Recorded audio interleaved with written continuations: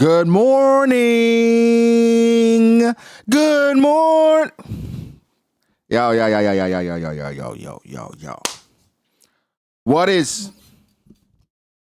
What's happening? How we feeling?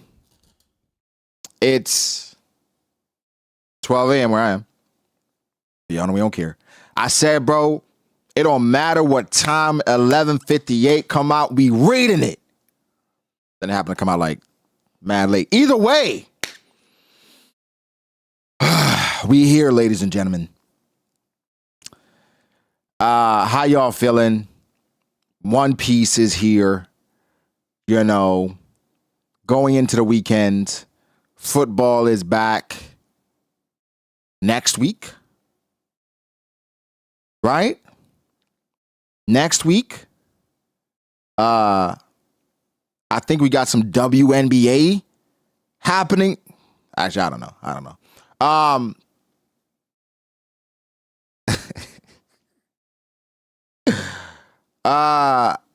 Yeah, football is back. College football is back. Okay. Say less. Because I've been trying to avoid. I've been skipping over porn for the past 10 minutes on this other site. And here TC, they gave me some porn as well, but it's not as bad. We can deal with this porn. All right.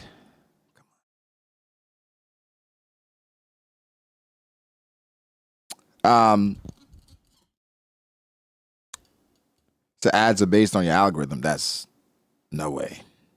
That can't be true. Then I don't know why porn is showing up in mine. That's cap. That's all TCB. Wait. No. Because we lying now.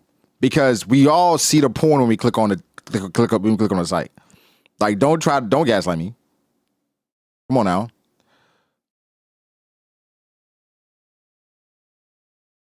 What we doing? Hold on, because it's not stopping. Oh my God, there's just so much of it.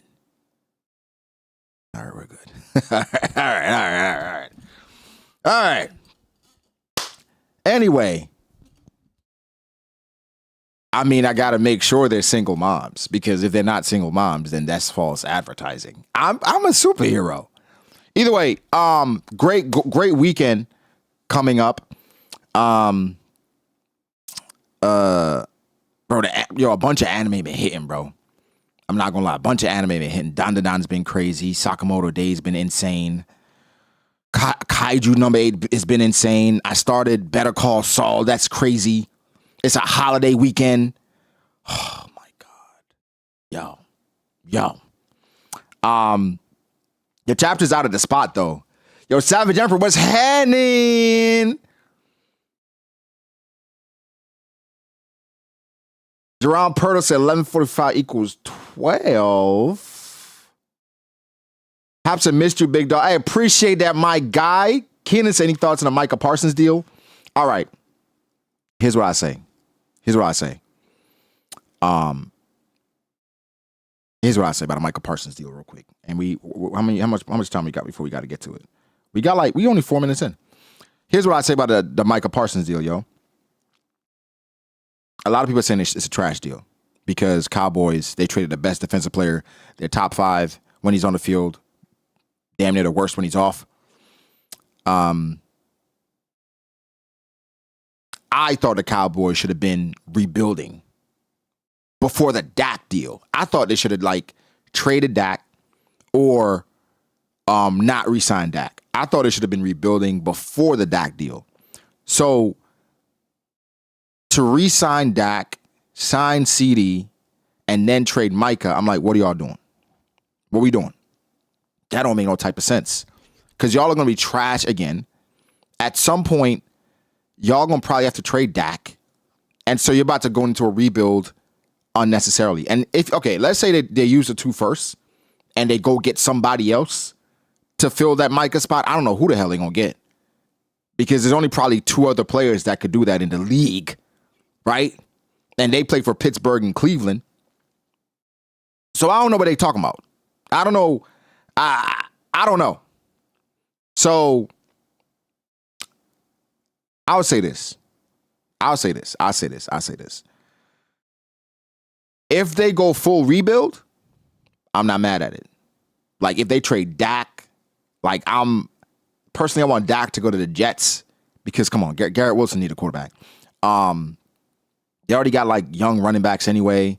CD's pretty young. George Pickens is young. Go get a quarterback. Go tank for Arch, right? Archie comes out. He goes to the Cowboys. A grand reunion, right? It was supposed to be, but the thing is, win now for the Cowboys is always crazy because I'm just like, the Super Bowl champs, they're in your division. And the Commanders just went crazy. You know what I'm saying? And the Giants, I expect the Giants defense to be a lot better this year. Cowboys going to be bad, but they're going to be passing that ball.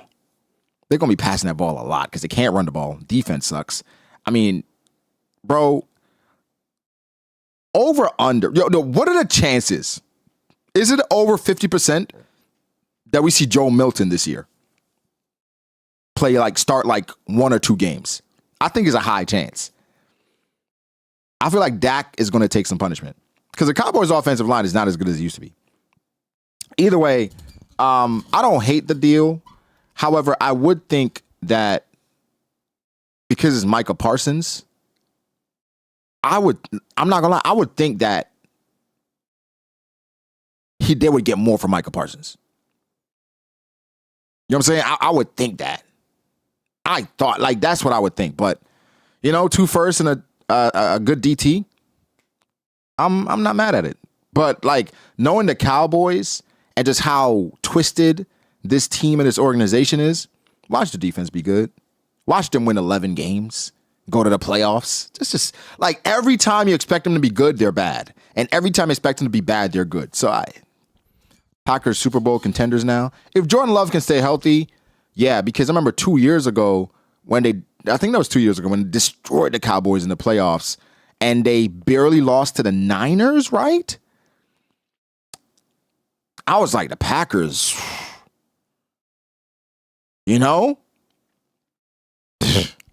So either way, big news. And the trade happened so late. It's just a lot of things wrong with it.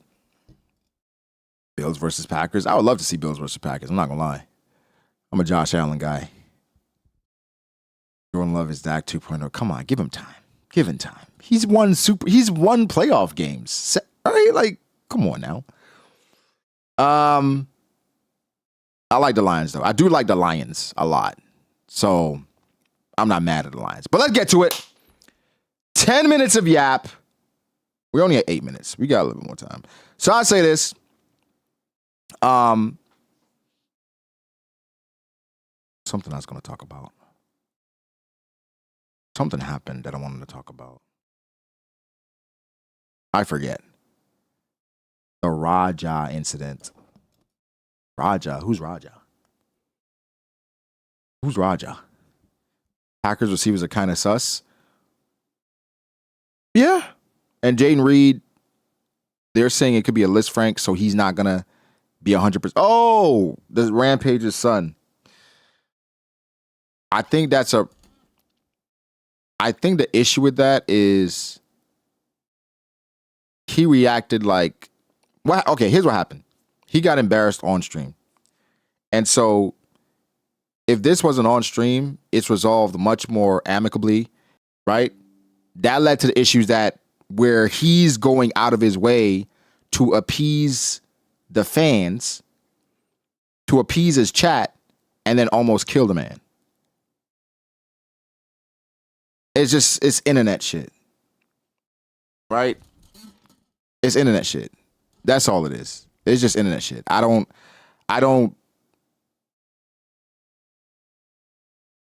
do I think he should go to jail? I don't know. All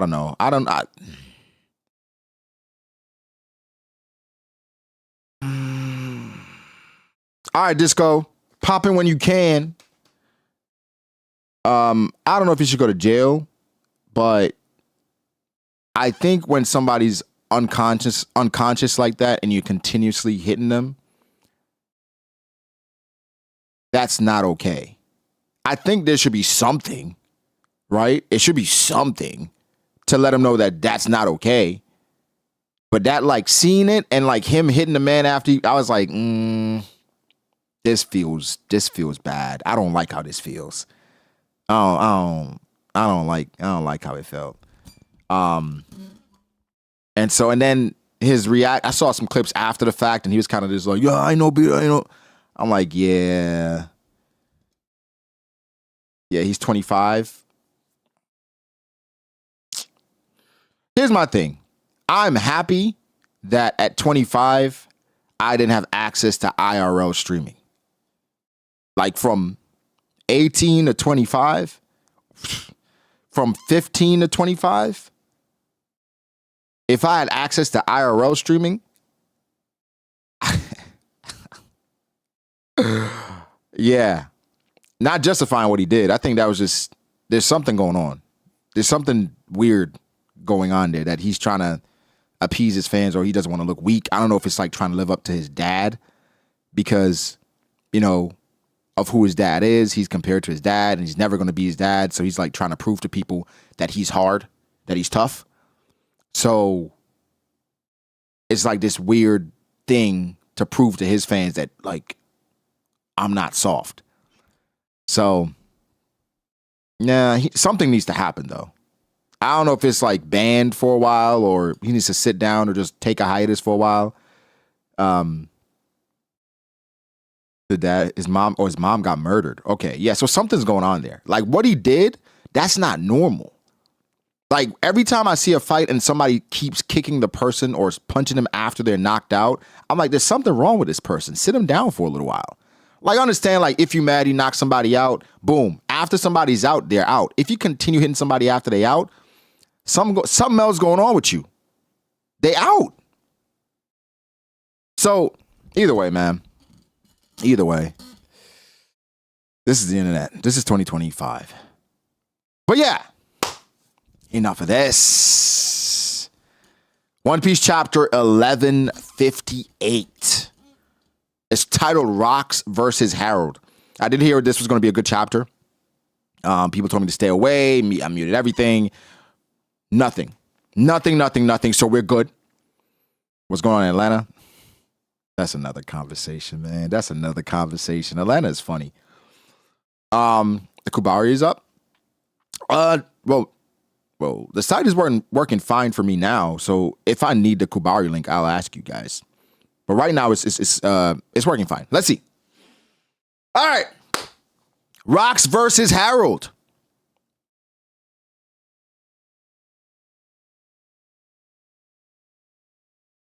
What? Wait. Okay, wait.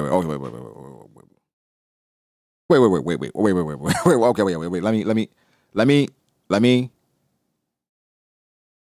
Wait, what? Wait. No, okay, wait. Okay, let's make sense of this. No. Wait, what? No. Wait, no. Okay. No, his name is Gecko Moria. Who the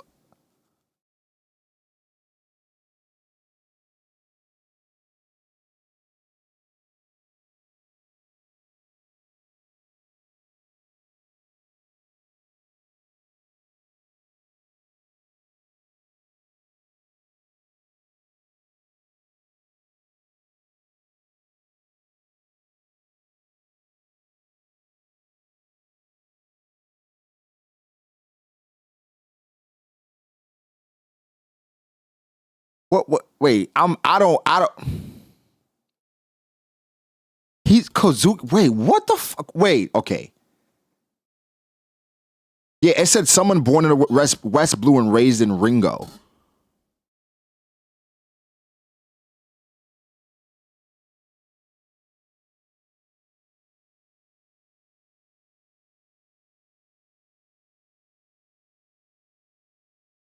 So did Moria fake his death?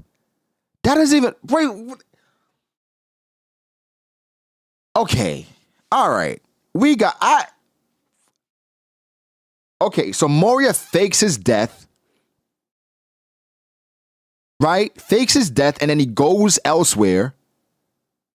And then he pops back up as Gecko Moria, but he's fat now because he lost everybody, but he saved Wano.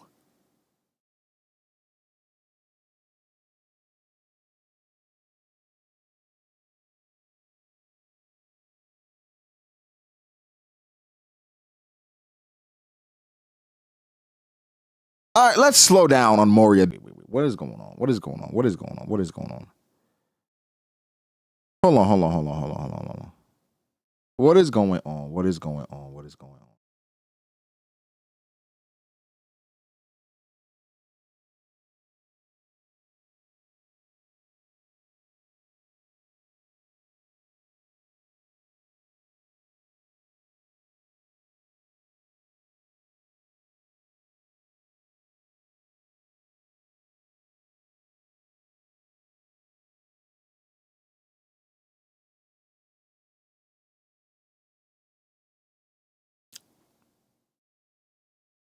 Okay. How is the audio? How is the video? Nah, bro, it's 1,000 up, 1,000 down. How are we right now? Audio good, video good?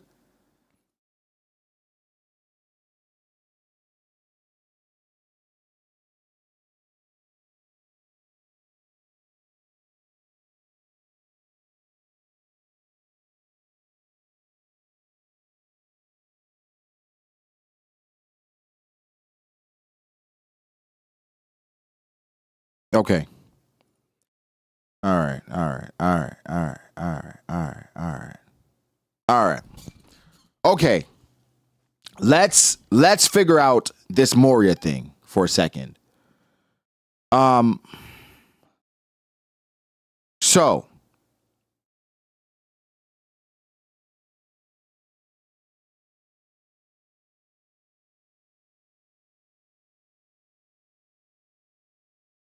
it said somebody. He said he's the pirate of justice. But what? No way.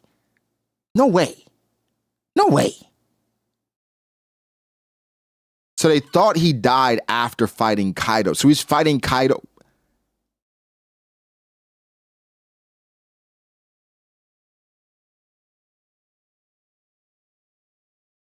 You know, I've never made a Moria video in my life.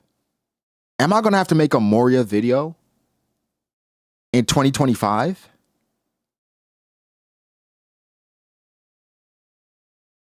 I'm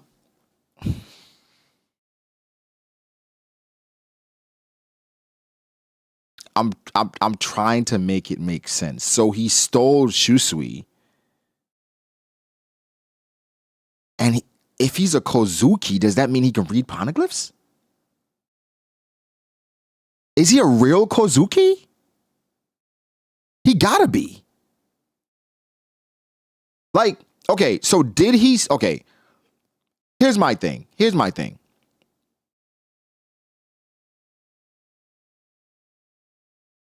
I don't think he was a hero, right? I don't think Moria did anything noble here.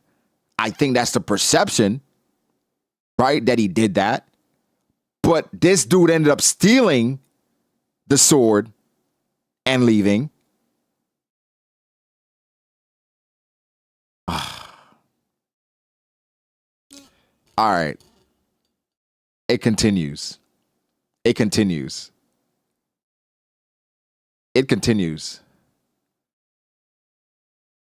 Nepo piece continues.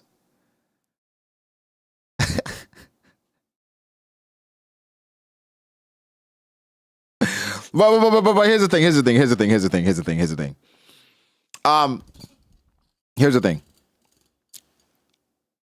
I think that's kind of the point, right? I think that's kind of the point of One Piece, and this is kind of intentional with what the story of One Piece has been and what is going to be in the future and what the themes of One Piece are. So like, I talk about it in depth in a video, but like, I don't. There's nothing wrong with Nepo piece. So he's born in the West Blue, raised in Ringo, but I guess he's not a swordsman. But also, he goes on to become a warlord. I guess they feel like it was somebody different, or like because Wano's closed off, wouldn't Kaido see that he became a warlord? Is that why Kaido was going to Marineford, because he knew Moria was going to be at Marineford?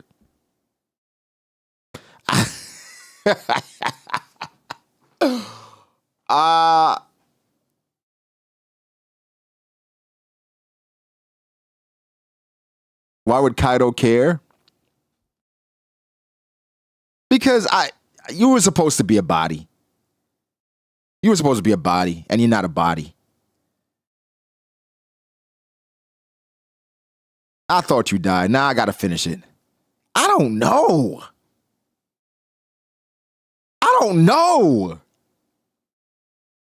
Like I said, did they find out about his lineage and then it's like, nah, we gotta get rid of you. You can read poneglyphs? Kozuki? Sorry. Bye. Because Moria did nothing wrong. All right, he was weak. He got his ass beat several times. But other than that, he didn't do nothing wrong.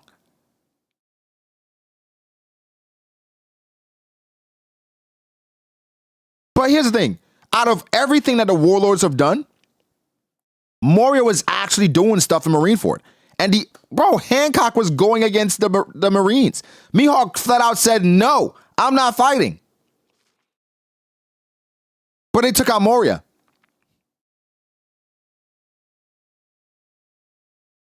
So higher up said, yo, we got to take out Moria.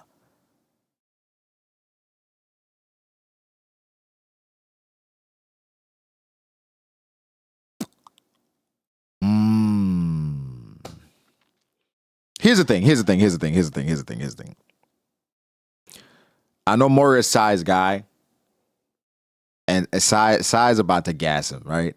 Sai's about to gas this dude to high heaven.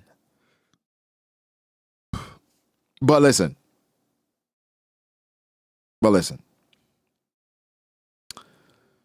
Just because you got a name don't mean you anything. All right. You can have a fire name, fire last name, and still be ass. All right. We ain't about to do that. We seen this in action. More relevance for sure. And this might even the playing field a little bit. Right? Yeah, he wasn't born in Wano either. So he might. Okay. He wasn't born in Wano, but that doesn't mean he's not a real Kozuki. It could be that Papa was a Rolling Stone.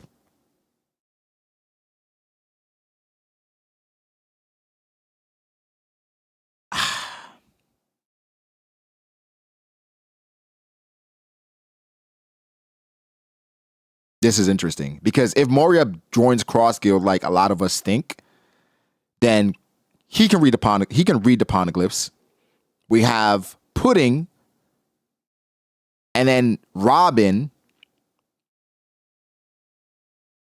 Who would Shanks have? Now, I know some people before they had an issue with the other people having the ability to read the poneglyphs and saying, "Oh my God, this is minimizing Robin's importance." I'm like, bro, like we gotta have other ways, right? We gotta have other ways for like other people to compete.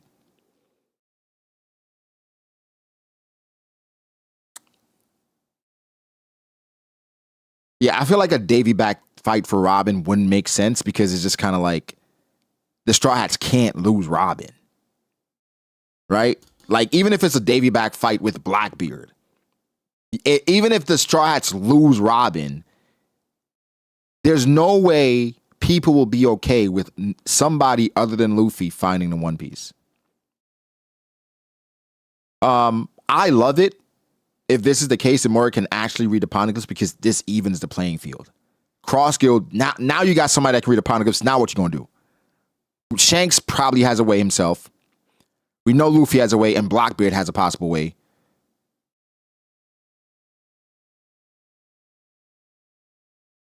Remember a couple families left way earlier. Oda never said all the families, he just named a couple. Yeah, that's the thing. Like, he has to be a true Kozuki. Because then what's the point? Wow. Listen, at this point, anybody finding out the lineage of all these different characters and them being super important, not surprising. Like, if we found out, okay. Isn't it like, at this point, like a 90 to 95% chance that Mihawk is from a prestigious family? Right? Like, would you be surprised if Mihawk is from a celestial dragon family or from... Hell no. Like, I would not be surprised at all. Matter of fact, I expect it.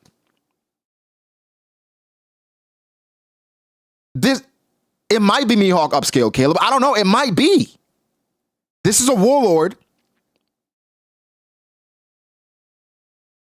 Strong family name.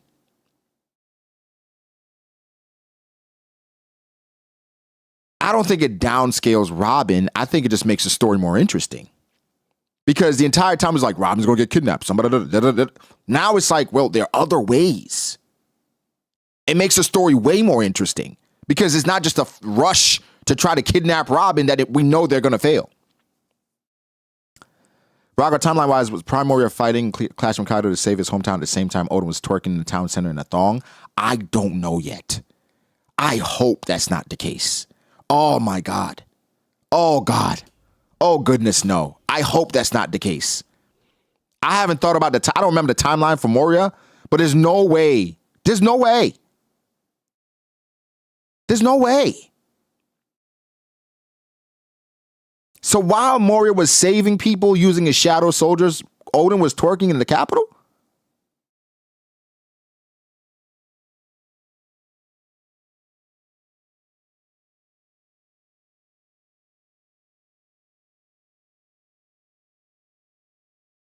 There's no way. There's no way. No, there's no way. I gotta look at the timeline. I don't remember the timeline. I gotta look at the timeline.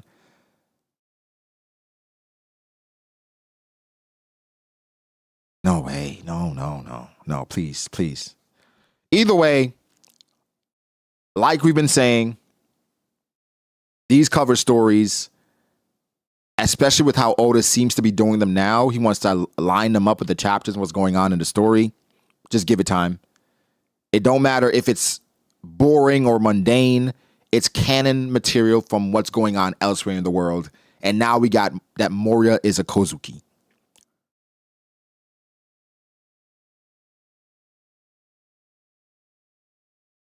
Oh, God, please, guys, don't do this. Don't tell me Oden was twerking while Moria was fighting for Wano. Apparently, Gecko is just Kozuki kanji reversed. Oh, my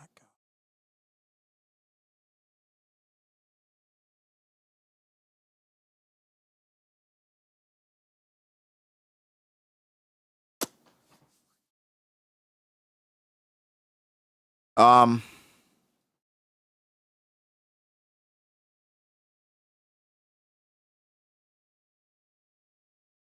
Okay.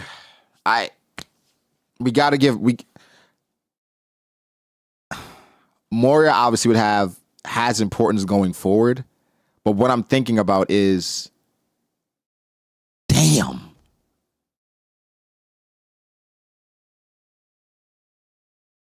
He's the Pirate of Justice?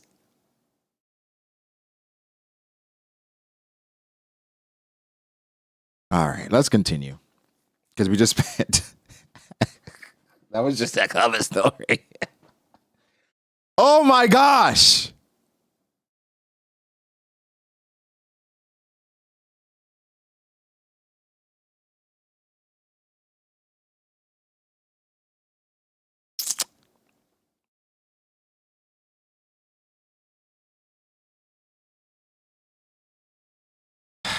Here we go.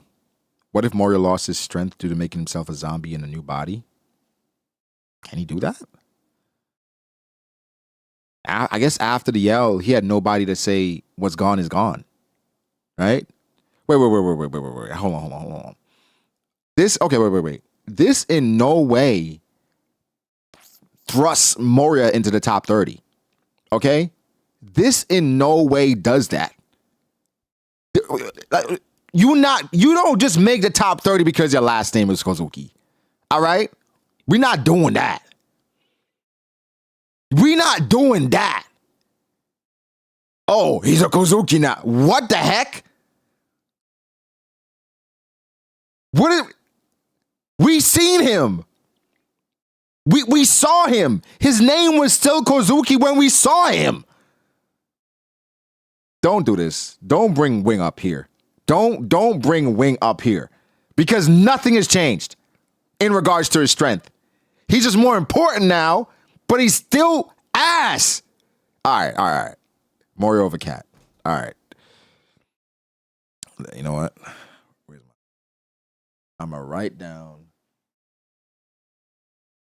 all these names that putting Moria over Cat.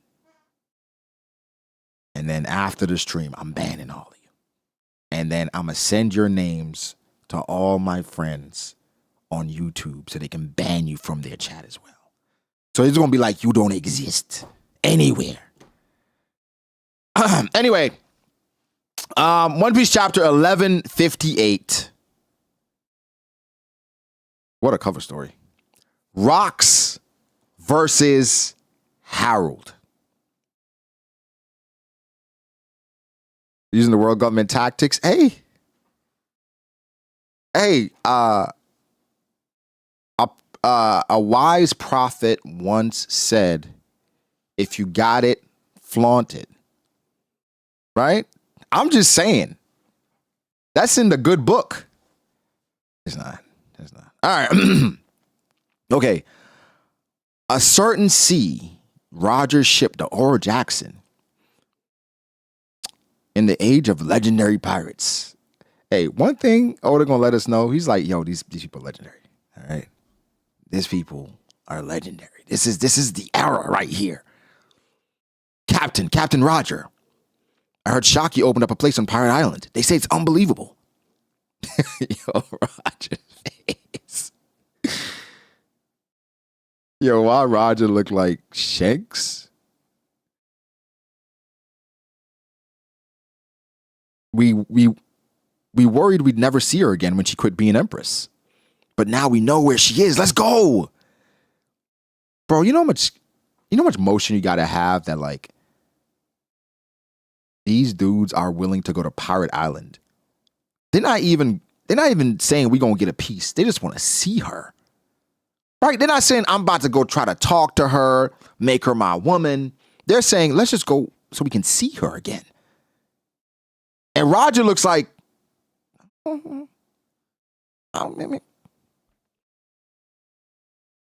doesn't Rocks control Pirate Island? Look at Scopper. Say Rayleigh, is it just me, or has Roger been in a bad mood ever since you two spoke in his quarters? Oh, God, he asked him. Oh, gosh. He asked him, did you hit? Rayleigh told him. Rayleigh said he hit.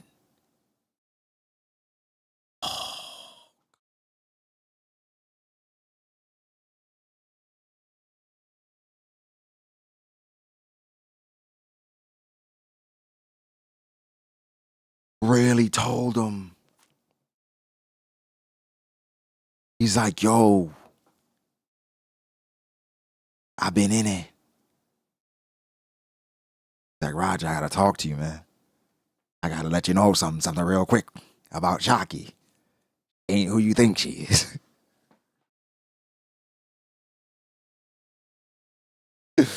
She's a crown jewel, but I seen her pearl. You know what I'm saying?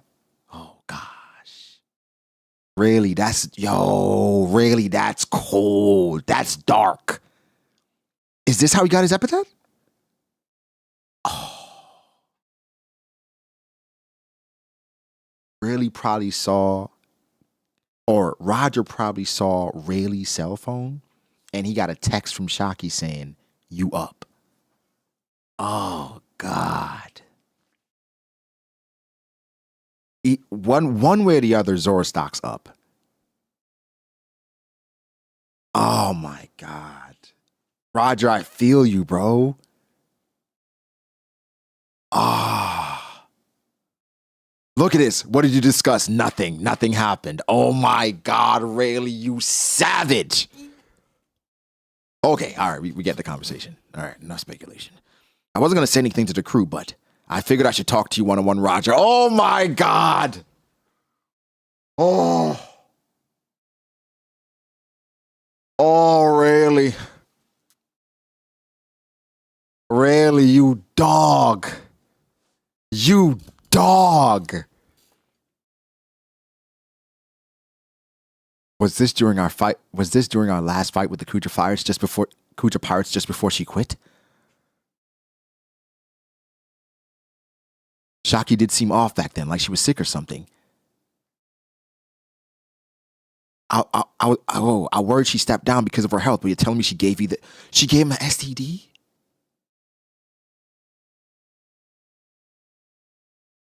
Yeah. Oh my God!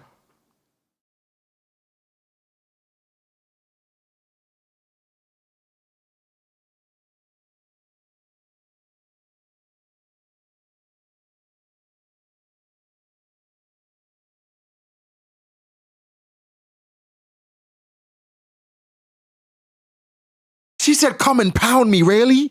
Oh my God. That's motion.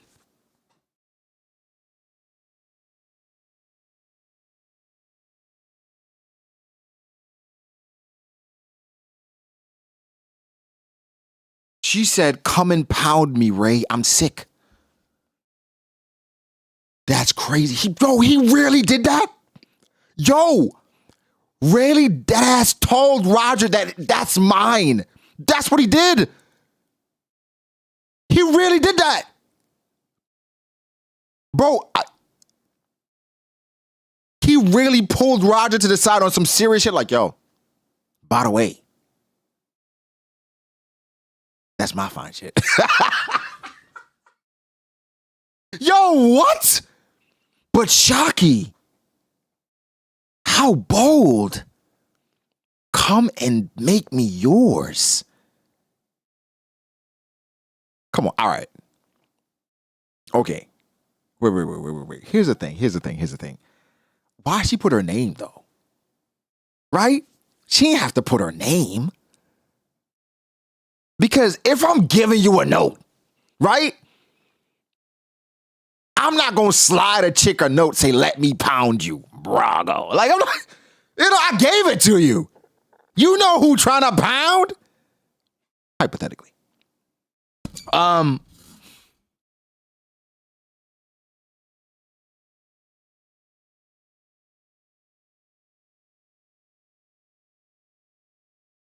That's crazy. I can't believe this is a conversation that they're having. Oh, I just dropped the John Hancock just to I might put BD. I might put BD. I might solidify it. You're right. Eric, you're right. I might BDA. You know. That's all hypothetical. Wow. Okay. That's okay. Like she was sick or something. So she has lovesickness. And she gave it to Rayleigh because Rayleigh is the one who makes her kunta, makes it throb. And he said, "And you're not interested?" I'd be lying if I said that. Oh my, so he's interested. He wants it. Roger's like, oh my God. Oh. I'd be lying if I said that. He's like, "I'm interested. I just don't want to be tied down. I'm getting too many hoes right now. Like, I'm up," right? Like, Shocky's bad, but like the quantity and the quality ain't bad either.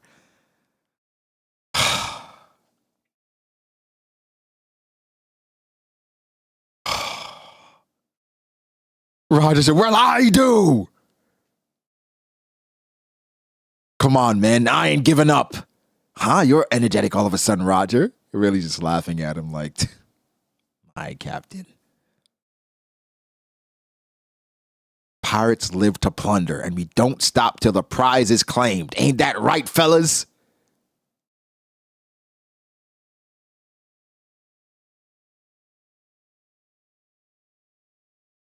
Really stocks up. Like, off of this chapter, off of this section, really's top 10 all time.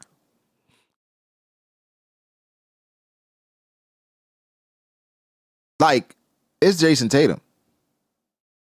In his prime, really's top 5. Top 5 what? Top 5. It's just, I don't know, man. That's crazy. And he's like, I'm not saying I don't want it, but I'm not trying to be tied down, man. Bro, also, I recently read, I think it's 498. Went back and read it. I'm like, bro, how did I miss all this? Zaki says that she hadn't seen Rayleigh in 6 months or some shit like that? Something crazy. She hadn't seen Rayleigh in a long time. And that she heard Rayleigh is shacked up with another woman.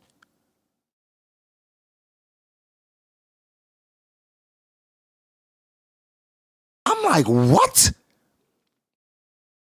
She said it mad casual too. But I guess if it's love sickness, she can't help it. It's just like, she kind of stuck. There's nobody else. She said she heard Rayleigh was shacked up with another woman. She said she hadn't seen him in months.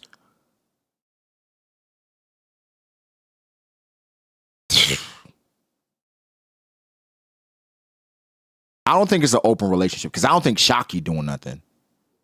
Actually, I don't know. She might be like Shorty from Mushoku Tensei, who got a anyway. That's crazy. Really, man. Salute, nigga. Nah, I didn't see this. I didn't see this with Roger and the Roger Pirates. I did not see a storyline like this, but I love it. Goat, man. I used to go back and forth between Rayleigh and Odin as far as who's higher in my top 30 all time. But this chapter where Odin maybe was working down the street where Moria was fighting for Wano, I think it's solidified.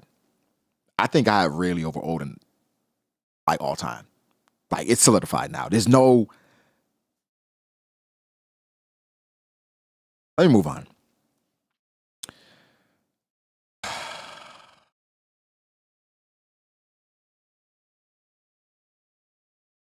Damn. I'm not gonna lie to y'all. I told y'all this last time. If I'm Roger and Rayleigh has the eye of Zaki, I might take him out. I might take him out. Because here's the thing. If she got love sickness and the man that she has love sickness for dies, it got to go to the next one, right? And if I'm Roger, I'm thinking I'm next up. Right? I'm thinking I'm next up. Is he still talking about Zaki? Yeah.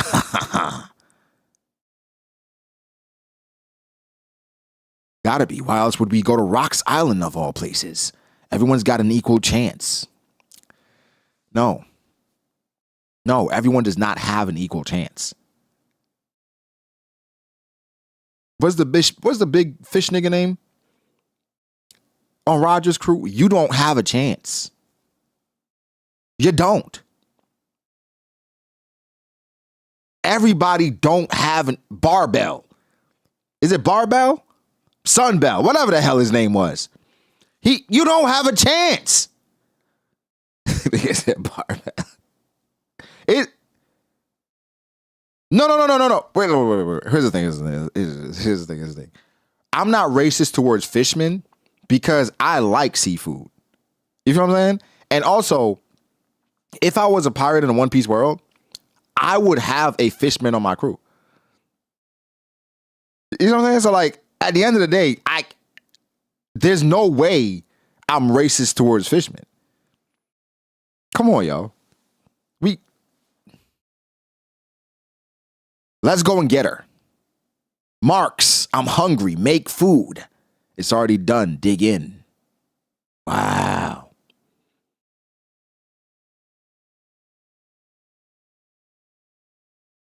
No. We ride for the fisherman over here. Yeah, come on. Like, no, I was saying that this entire chapter, Roger and his hair, some of his mannerisms, it just Shanks. It just like he is doing things I can see Shanks just doing, right? It's just the essence, right? The essence feels the same. And he looks like him. Hey, y'all should ride in and drop some. Y'all should ride in and just drop some nut off in the Holy Land, and that shit just. I'm starting to think Roger dropped some. Hey, they saying that Garling and his dad. This nigga look more like Roger than Garling. We need a DNA test. All right. Sometime later. Oh, I love this shit. Sometime. That man.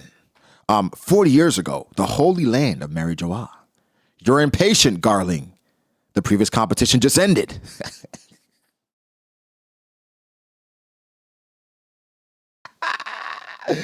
Hey, Garling a funny nigga, bro.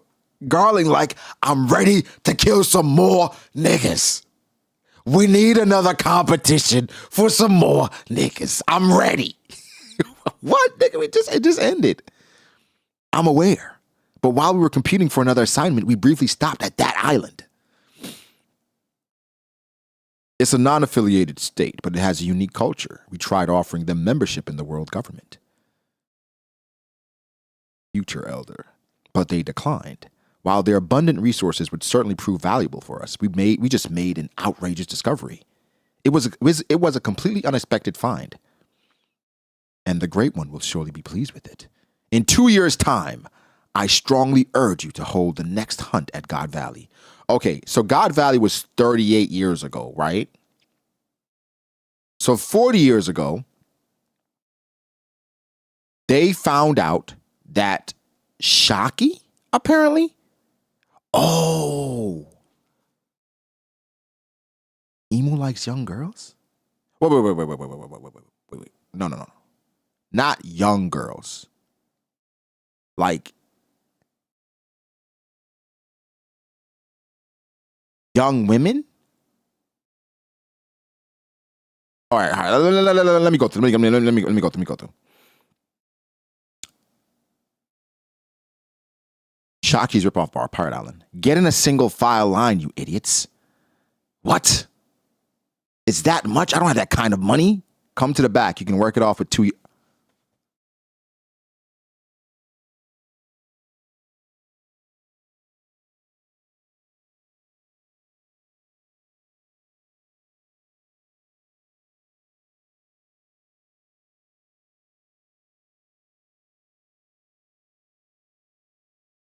Okay, wait, I'm reading it again. It's saying to have it at God Valley. So I'm assuming it's the resources at God Valley that they wanted. I'm not gonna lie. The world government they're better than me. They're better than I am. They're better than I am because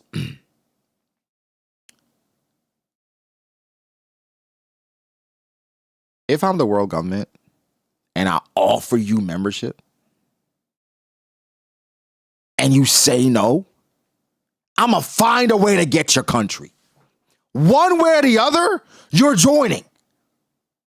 And it's not going to take long. Tomorrow, I'm pulling up and I'm taking it. I'm being courteous. If I'm the world government, I'm being courteous. You said no? No to join us? So shout out to them. Shout out to them.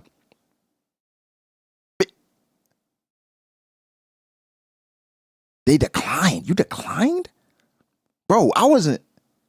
It was rhetorical. Like, do you want to join? You should say yes. What you mean? No. Pfft. Hey, either I'm taking your country or it's not going to exist no more. All right? Which one you going to choose?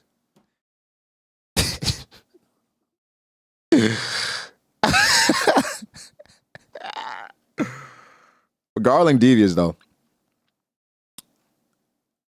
I came all the way from North Blue. I hear you serve some great whiskey. And that Zaki makes a mean stew. Oh my God.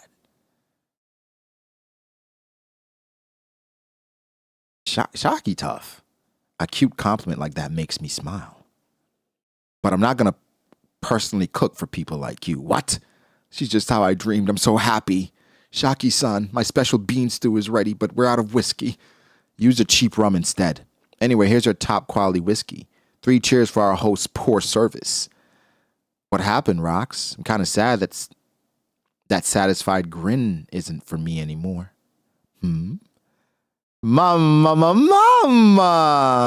See, a woman's intuition is a scary thing, huh? Shut up. I said it's none of your business. What's going on, dummy? It has to be a woman. The guy's grinning like he's expecting a kid. Oh, he got some coochie. He got some coochie from somebody else. Wait. Yo, did he?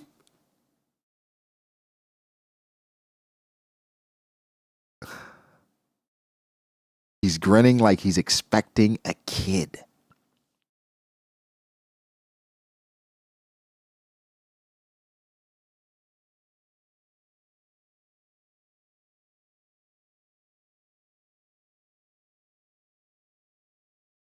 Zaki said, "Your grin isn't for me anymore." It's like she's like an OnlyFans chick. She's like, "You're not paying for my shit no more? Who are you paying for? What's the problem?" She liked the attention. Even though they don't stand a chance, she just liked the attention.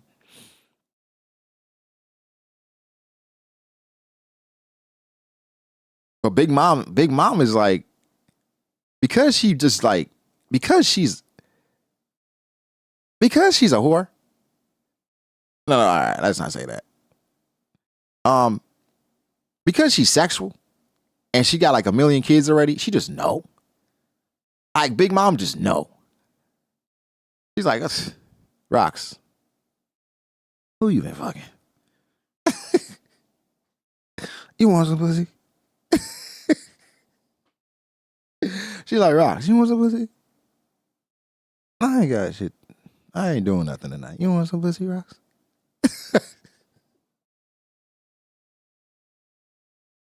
Drewson asleep. Drewson ain't worried about it. You want some pussy, Rox? Nah, that's crazy. I think Oda's doing a great job establishing the timeline, though, as far as using what we already know and kind of bringing it together in an amazing way.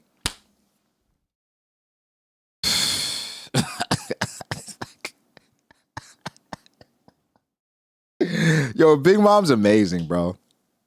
Amazing. I don't know why more people don't like Big Mom. She's fantastic. She's a walking anomaly. Like, oh man. But the thing is, like, okay, first off, what we got to talk about is who is this woman that got Rox grinning like this? Like, he is grinning. Whomever this woman is, she's doing something that got Rox like going crazy that everybody can tell.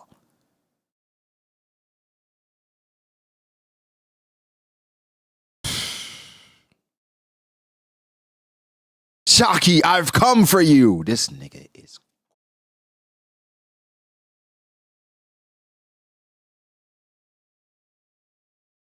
I'm not gonna lie.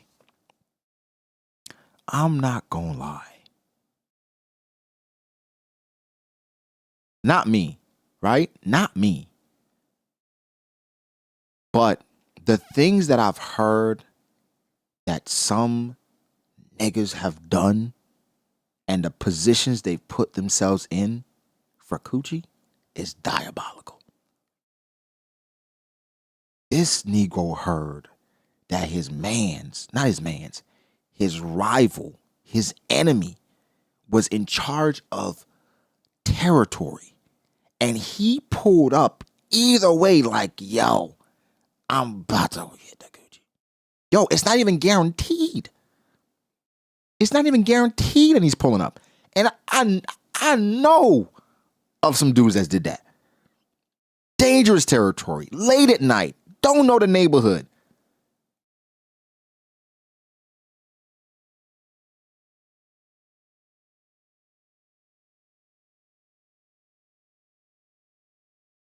Roger, man.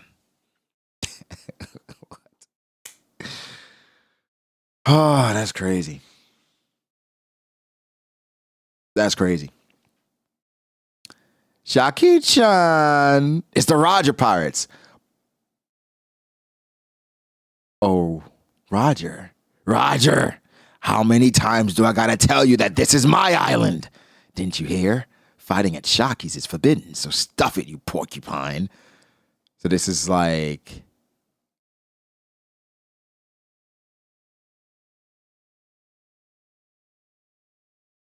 That's crazy. So Roger destroyed all the other pirates outside. Isn't there a huge line out there? How'd you get in here? Did you wait in it? There was a line I hardly noticed. Drink up, everybody. Yeah. I can't stand those guys. They're so noisy. Put it on Newgate's tab. Nah. Leave it on rocks. Oh, I forgot that. Yo, I didn't even...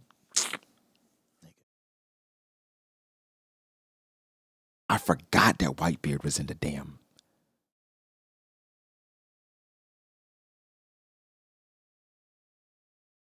Whitebeard just dipped out.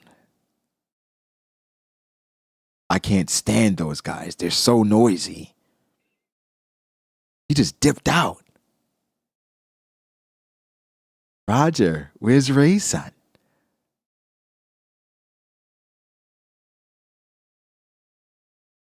I told him to come, but he said he wasn't feeling well, so he's napping on the ship.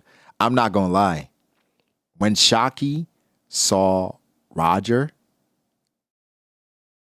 Zaki probably, her heart probably dropped, like, oh my God. Coochie started throbbing. Because you know, if Roger's there, Rayleigh's there. Like, it's, and so she couldn't wait. She couldn't wait to ask Roger this. Yo, where Rayleigh at? Like, we've been there.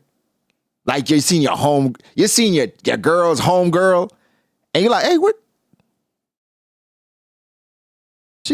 Where's Jody at? Yeah. I've heard.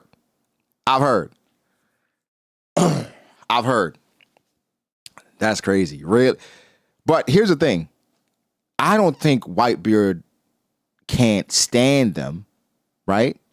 I think it's the fact that the Roger Pirates, they already move like a family, like a union, like a real club. I think for Whitebeard, it was like more so just like, damn, I need my own family. You know what I'm saying? I think Whitebeard was just like, man, this shit. I'm out of here.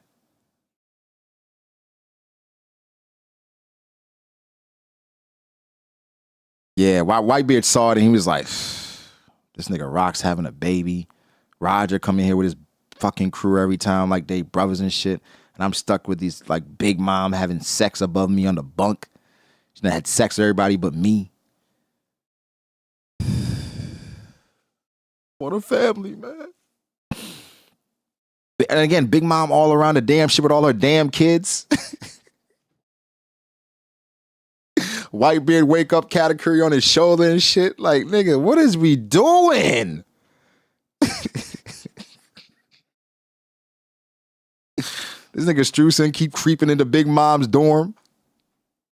Like, oh, Edward, I didn't see you there. Like, what you doing, Strusen? Where you going? Oh, I had some plans to go over with Lin. Is she there? I'm just saying, it was a lot going on this ship. And Whitebeard, he just want a family, man. Like, y'all got to think about it. Y'all got to think about this, bro. And Buckingham's kept pulling up to Whitebeard's dorm with, like, nothing under the trench coat. Right? This nigga Shiki in there. Right? Thinking it was Whitebeard, she pull up, open, Shiki like, oh shit, I didn't know you was like that, Miss Bucket. Bro, I'm telling you, it was crazy on that ship. But Whitebeard just sad, man. He just want his family. I feel for him though. Nah, Jamaican for Shiki? Nah, as soon as Miss Bucking pop in this, he like, Bumagla.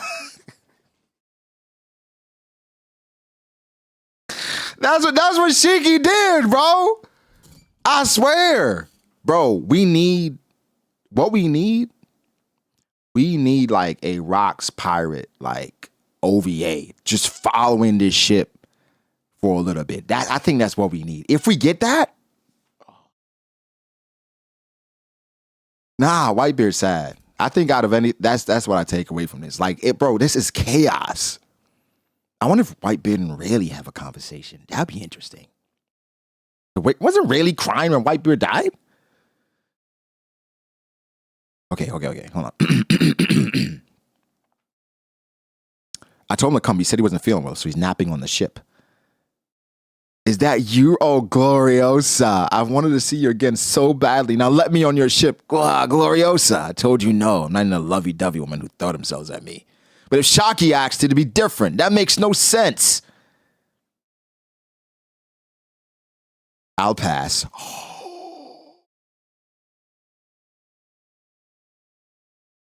Yo, I'm like, is that our hand on his face? Roger, like, fuck you. Clarissa, like, no. Look at me, baby. Baby. Her coochie stink. Look at me. I love this chapter. I love this flashback. My favorite flashback. I don't know. We gotta wait. Okay. Roger, like, fucking. Yo, isn't Newgate still in here? I want to drink with him. He left. Mom. Yo! Like, everybody's here.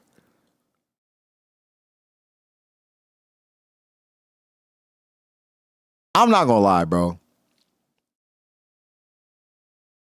It gotta be some more shit because we're looking at Rocks and everything Rocks is doing. I mentioned this before. We're looking at Rocks and everything Rocks is doing. And Big Mom, when she was about to die, she started talking about Roger. Like, Roger, why did you have to go and die? You don't think Roger fucked with Mom? You don't think one of Big Mom's kids? We got to look at the timeline because at this point,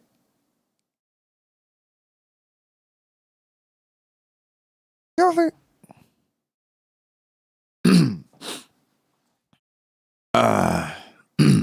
All right. Damn it, really? Why didn't you come?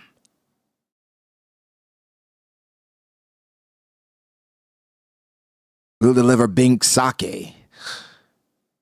Whoa, Shaki's fainted. Empress Shaki. I want to take care of her. Let me help. Move it, boys. Keep away from her.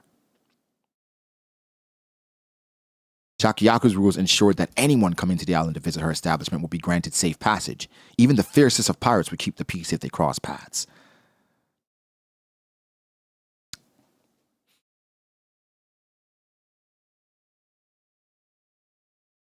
I'm not gonna lie. I would have liked to see more of this.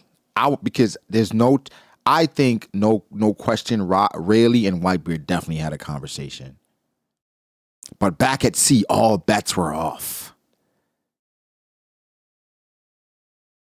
Oh, this is interesting because when we initially got to the flashback, Roger looked hella like Ace. This chapter, he looked damn near like Shanks. Like Realm of the Dead. Ugh.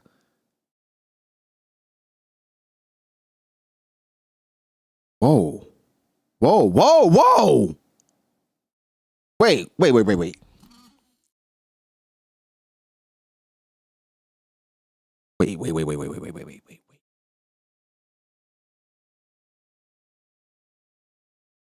Okay, this is a lot.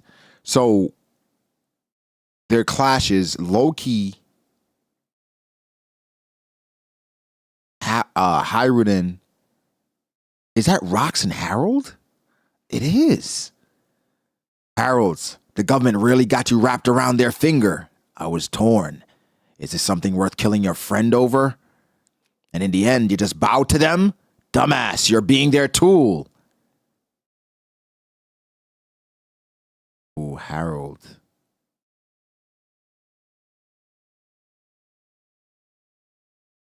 Damn. Well, when we saw Harold clash with Rox, I said that we got to look at Harold top 10, not top 10, but the all-time ranking he got to be in the all-time ranking just because he clashed one of the strongest people we've seen in the story since. And the fact that Harold is Rox, looks like Rox is bleeding. So Harold is in those conversations. Now, I don't rate giants like that. You know what I'm saying? I'm starting to come around because of Harold and Loki, but you got to give him his respect. Now this is some. Okay, let me think about it. Because this some whole shit from the perspective of the world and the world government, what they want. Rox what he wants, and Harold and the type of man he is. However, Harold, obviously, duties and his king and him being the king in his country comes before everything. And so for Harold, I respect it because this is a difficult decision. And he views Rox as a friend. He said, is it something worth killing your friend over? And he's saying, I'm willing to sacrifice my friend for my country. Right? Now, here's a tough part. Like, again, it's killing two birds in one stone because Harold didn't even want Rox in his castle because of the perception of Rox, right? So again, I wonder like how to view this because I don't agree with the decision, but I wouldn't agree with Harold if he had joined Rox anyway because I don't think Rox was going to make the world a better place. You see what I'm saying? So I think, honestly, if it's me and I have to pick between a friend, but I know he has very dangerous aspirations and the world government, and it helps my country if I get rid of him, it's a tough decision. It's a tough decision.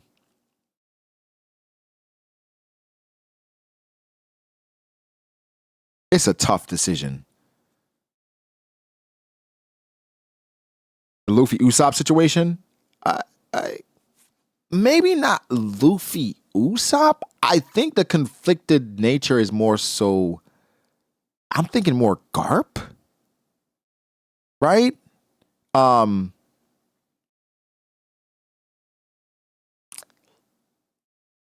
the thing is, Harold.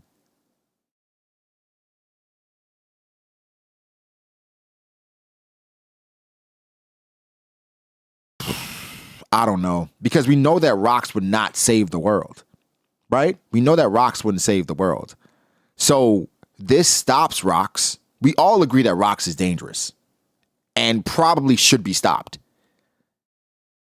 But Harold is doing it because Harold wants to become a part of the good old boys club. That isn't really a good old boys club. They are terrible as well.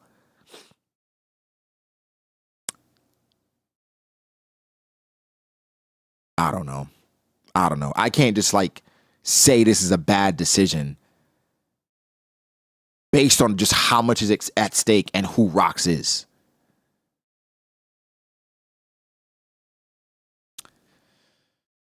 And in the end, you just bow down to them? Dumbass, you're being their tool. Rox isn't wrong about this. But Rox, it's not like you made the decision. Like, it's difficult because y'all are friends. But based on your ambitions and who you are,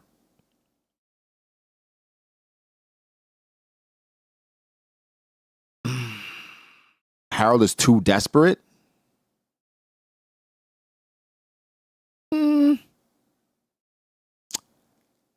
I think the desperation comes from where he comes from, where he came from, through Ida and the progress that he's made for his country. He feels like these decisions are necessary for the future of Elbaf. It's not just for him.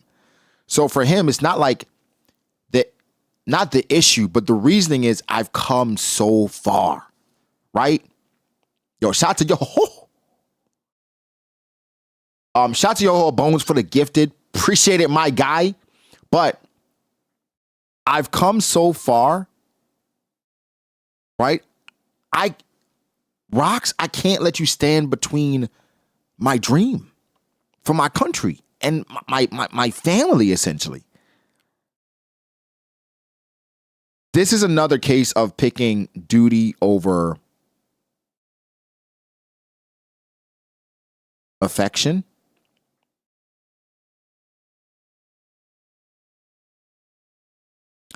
He wants to co-sign. I mean, he does want it badly, but it's not just for him. It's for his country. I know why Harold is in such a rush. They live a long-ass time. They do live a long time, but anything can happen. And he wants to accomplish things while he's there. Maybe he wants to do that so that he can be around his son more. I think that like Uncertified is saying that duty over bonds conversation. A lot of people make it seem a lot more simple and easy than it really is. Like, I'm not gonna lie, going off emotion when Garp was right next to Ace, when I first read One Piece, I was like, come on, bro, this is easy. What are you doing? It took a few more times for me to think, all right, hold on. This is way more complex than just family, right? Now, all these years later, I still think Garp should have did more, but he did do a lot.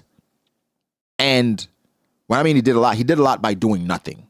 And especially knowing just now it solidified how strong Garp was at that time, where Garp at that point is comp. If Garp had done anything, bro, to the level of what Garp could do, man, I want to say maybe I'm going to give the Whitebeard Pirates an hour.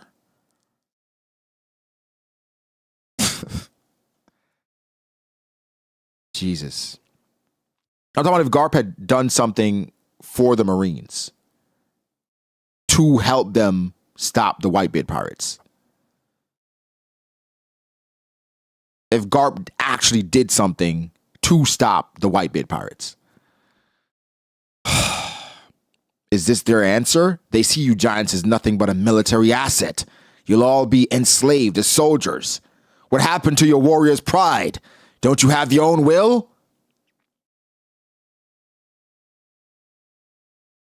We're talking like you know everything. Damn, he sent rocks flying. Our warriors created a history of violence. Elbaf is shackled by it, held back from achieving true peace.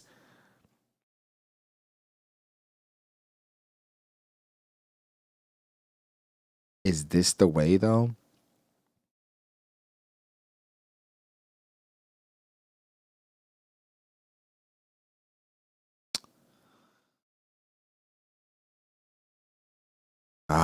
He feels like if he bridges the gap, it'll make a better future and reputation for the rest of the Giants. But, Harold.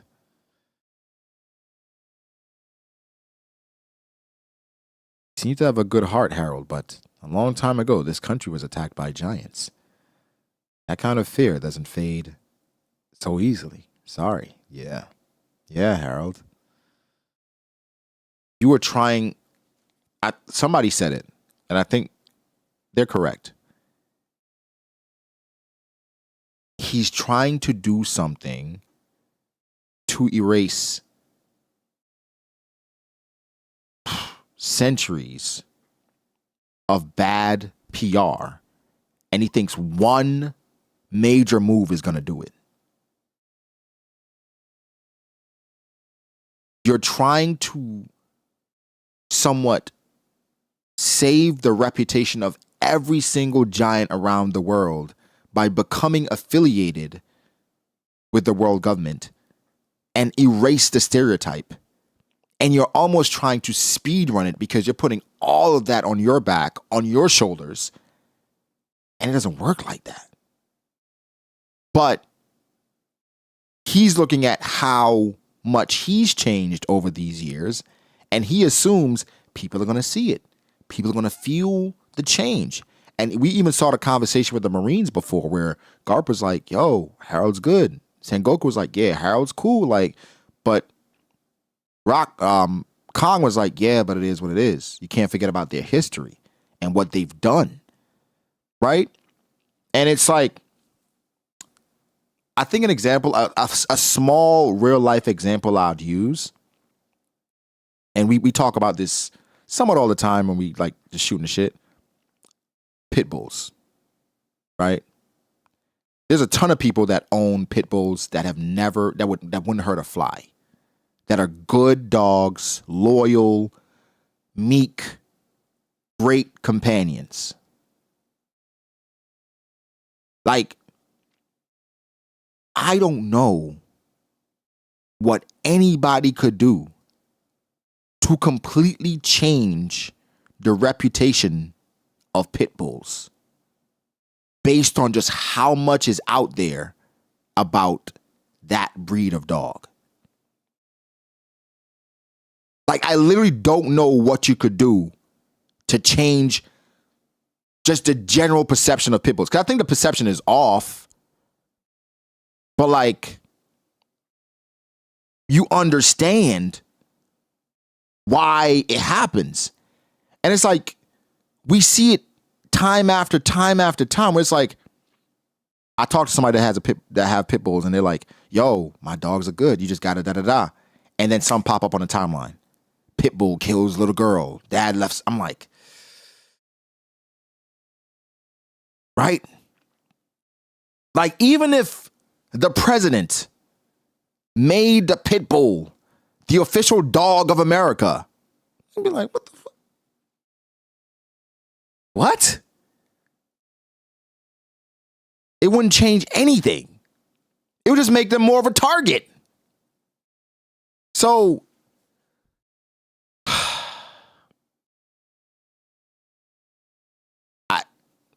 it's tough. It's tough. Harold is fighting a battle that he can't win. It's just too much bad PR. Too much. Listen, Rocks, no matter how foolish the Celestial Dragons may be, they still have the influence in the world to bring Elbath into the loop.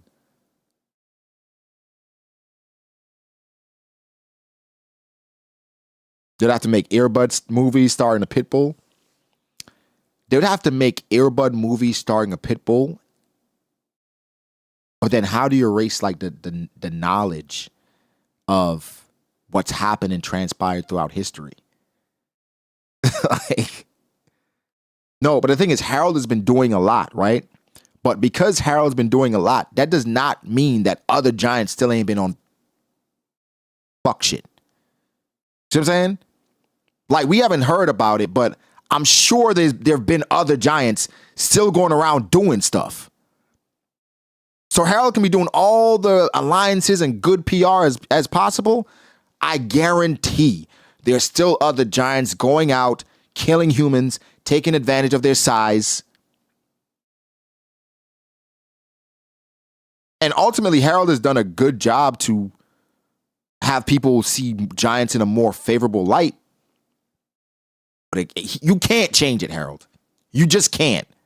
But, like somebody said, where do we start? I thought Rocks would be comically evil, but right now it just seems like if Roger was interested in politics instead of adventure, if he stays like this, won't Garp and Roger look real bad saving the CDs from him? Named. That's a good point, right? That's a good point. It's in the usual place, Savage J. I think Rocks, we've talked about this before, where I don't think Rocks is as bad as the world government painted him out to be. He was just after what they have. So ultimately, he's going to be painted as absolutely terrible because he wanted the world. And we can say, like, he's not comically evil, but Rocks and his ambitions, dangerous.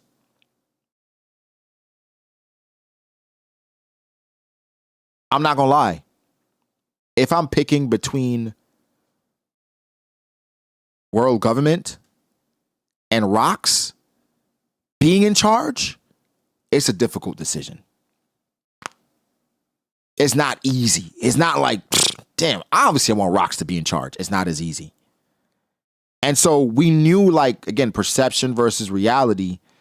It's framed by the world government about this person. It's going to be way worse, right? It's going to be way worse than it actually is. So I'm not surprised at how Rocks is.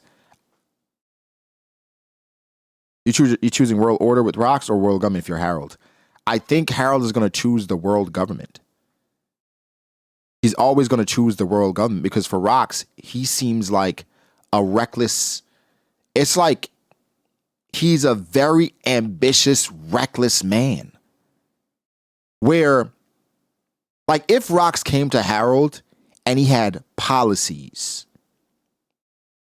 things he would implement if he took over and he gained control, Harold would say, hold on. That's not how Rocks is coming. Rocks is like, yo, Harold, run crazy with me. Take over the world with me. Okay, then what?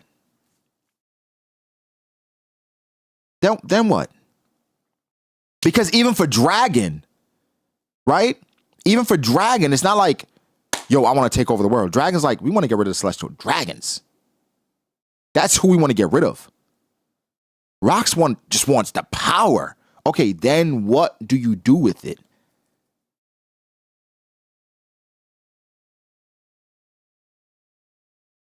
So for Harold, if Rocks is coming on vibes, that's not enough for me. I've done too much work.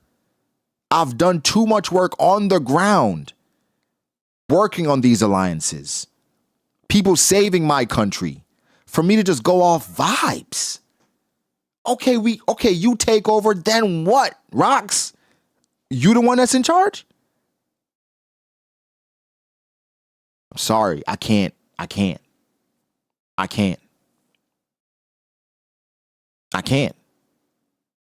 You got big dreams, but like, I need tangible things.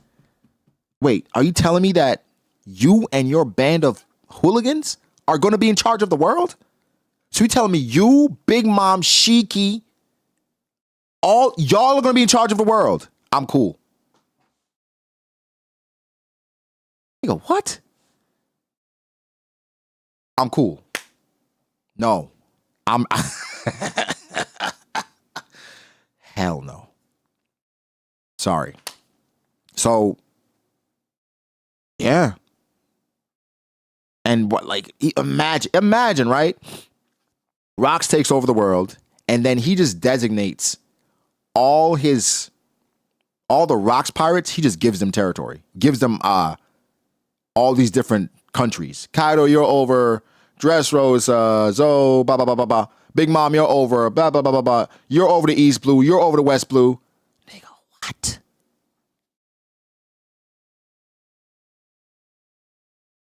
The world would be destroyed.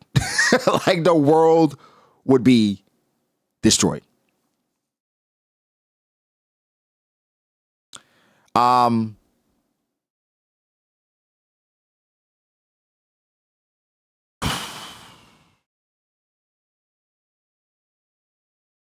I love this.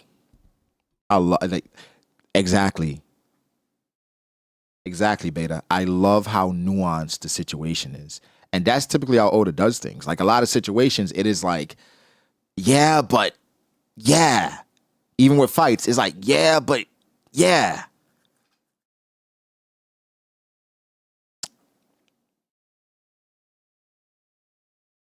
Stop it, you cowardly rat. Damn.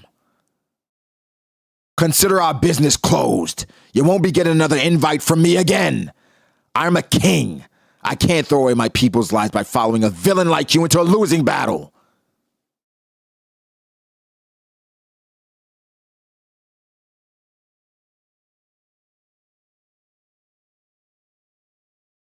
He's not wrong. He's not wrong. It's things feel a little different, a lot different when you have people to care for or people that are depending on you.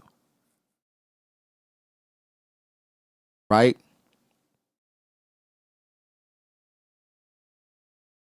It's like you're asking a married man with kids to come help you rob a bank.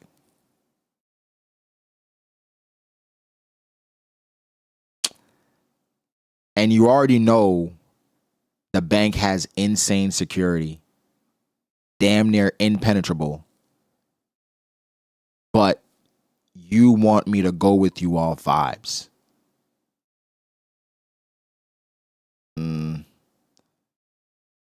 Nah, bro.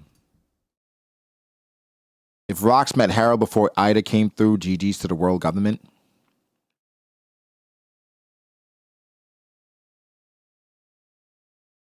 I don't even know that.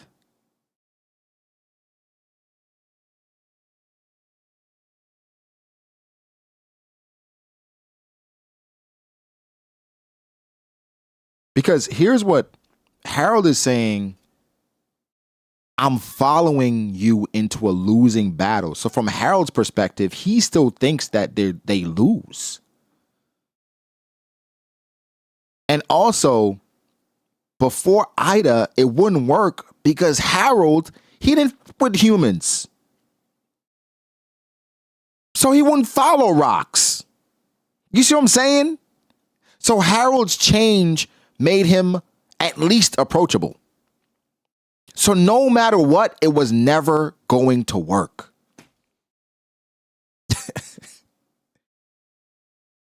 It's crazy.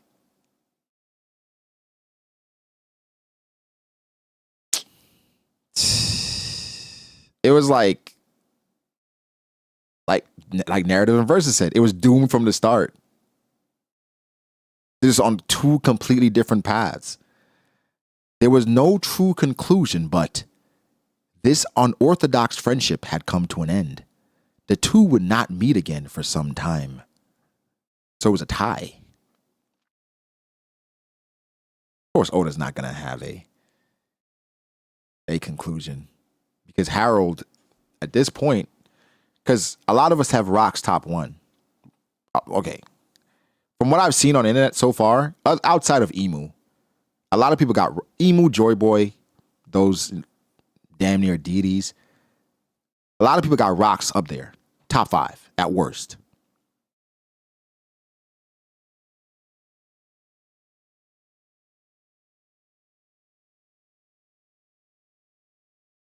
Harold, I don't know how he's not top 10. I don't know how Harold's not top 10. If we got Rock's top 5 at worst, how is Harold not top 10?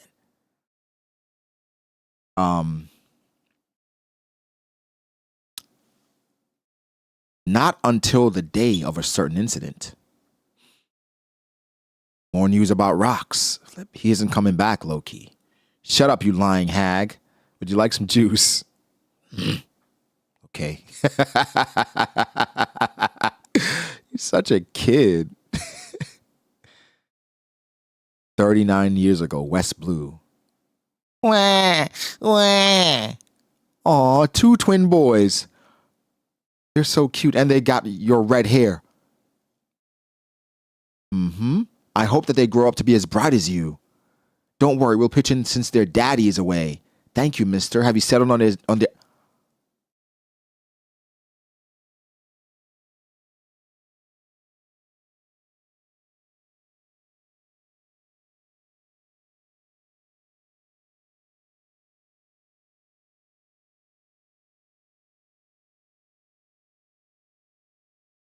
Man, bullshit. All right, wait. Hold on. Hold on. All right. Hold on. All right. Obviously,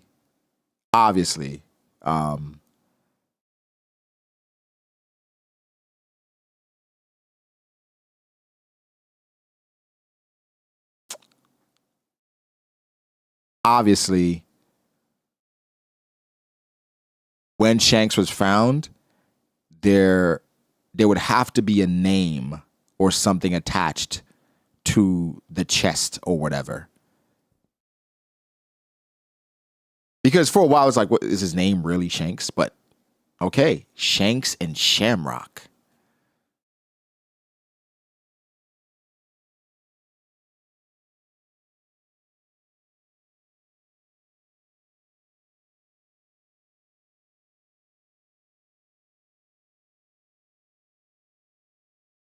Wait, but this mean that Shanks was born in God Valley? Is this why Garling wanted to go back there? So he was fucking on the women in God Valley and wanted to take the island? So he was there doing some expedition, right? Some research.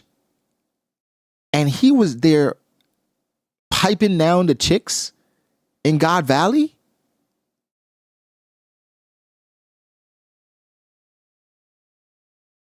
So while you're doing reconnaissance, you are having a good time dropping nut off in the hot village locals. And we don't see her face, but we know she has red hair.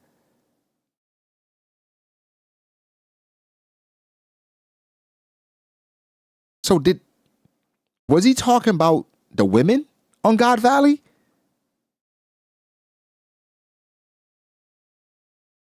Damn. Well, here's the thing, though.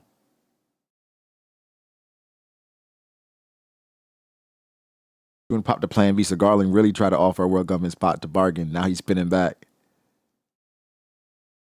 Nah. I know you wasn't talking about women, Eric. I know.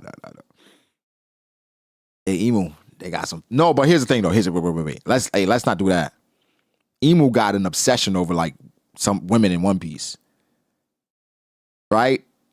He said, I'm just saying, it's not like it'll be crazy if Emu has, like, if Garling found a bunch of fine shit, and then he's like, yo, Emu, they got some hoes over there, and they going. Emu was like, what? For real? Nah.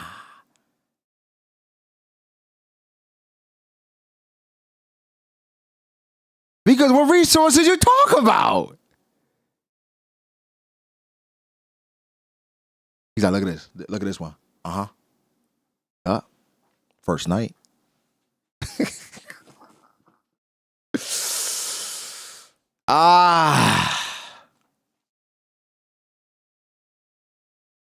This was another great one. I don't want to jump the gun. But this is looking like one at a top 3 flashback. This is looking like a top 3 flashback.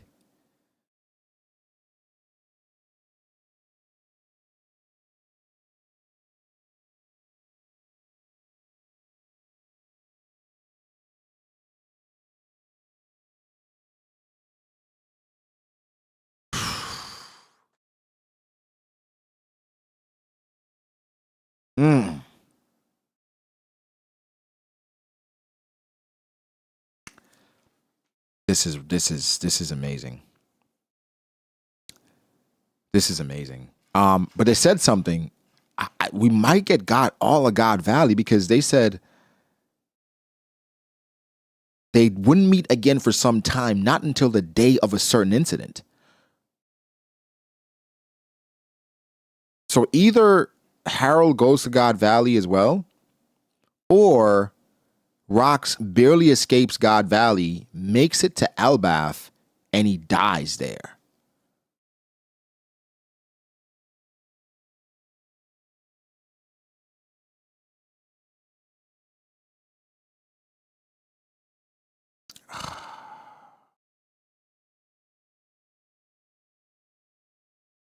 Because the flashback, it's Harold's flashback, but it's intended for Loki.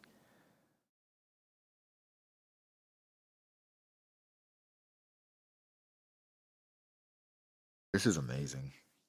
This is amazing. I think, I'm not gonna lie, this stretch of One Piece, it's up there with any of the best stretches we've ever had in a story. This is fantastic. How strong is Loki? Yo, what's good, dope? I'm chilling, Brody. Reading greatness, my guy.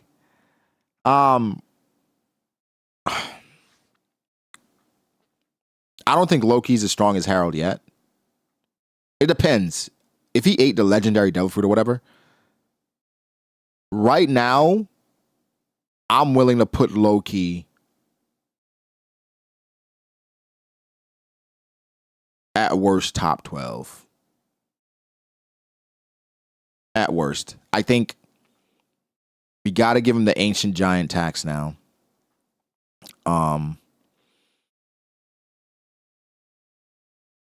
I think Loki is still young and still green. He has some experience to get. So I still think he loses to veteran strong people. So I'm going to have him beneath all the Yonko. Obviously not Buggy. But I'm going to have him beneath Akainu, beneath Mihawk. At this point, I got to have him around like the Admirals.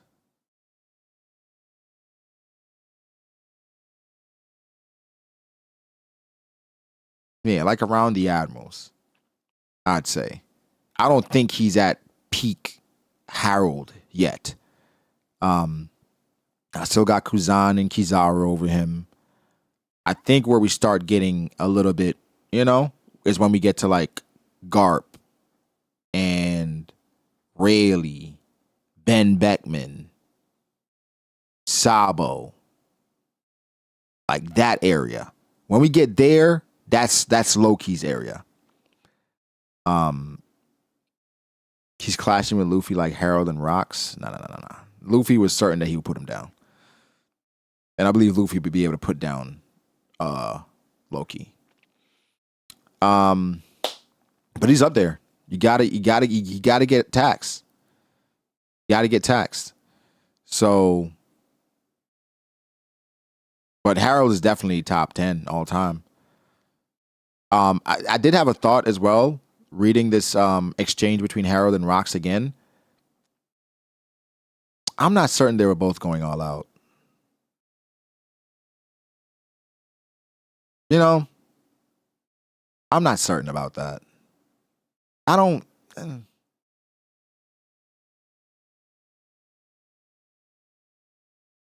the fact that like there was no conclusion, I think it was a situation where, like, friends fight, and then it gets to a point where it's like it's no going back. So then it was like they both just walk away sad from the engagement, knowing that like, damn, it's no going back. Like this friendship is over. But I don't think they were both trying to like kill each other. No. I don't feel that. I think it's just like after the friendship got ruined, it was like, damn. And honestly, like at this point, this is probably Rox's only friend, other than the chick he's piping. And we even know if they're friends for real. Like that's just like his chick. This is probably his only true like friend. Everybody else was just like hired guns and people that were just there for the ride. That's tough. I mean, and honestly, this is probably Harold's only friend as well, other than Ida, right?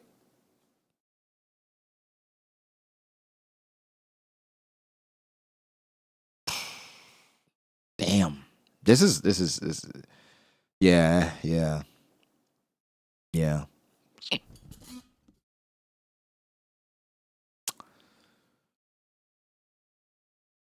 Yeah. This is tough.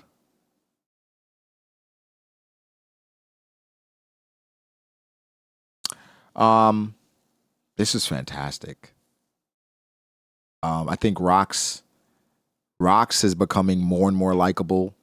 I think Harold, I can see people starting to like crap on Harold because of his decision, but I think that was the right decision to make considering the options. I don't think anything is changing for Roger because I think this is like behavior we kind of like it wouldn't be, it's not far-fetched that Roger's acting like this. And I think I still think people are going to say, well, why is Roger heralded as much when Rox was the guy making the moves? And the story even told us like, yo, it was Rox's era. And so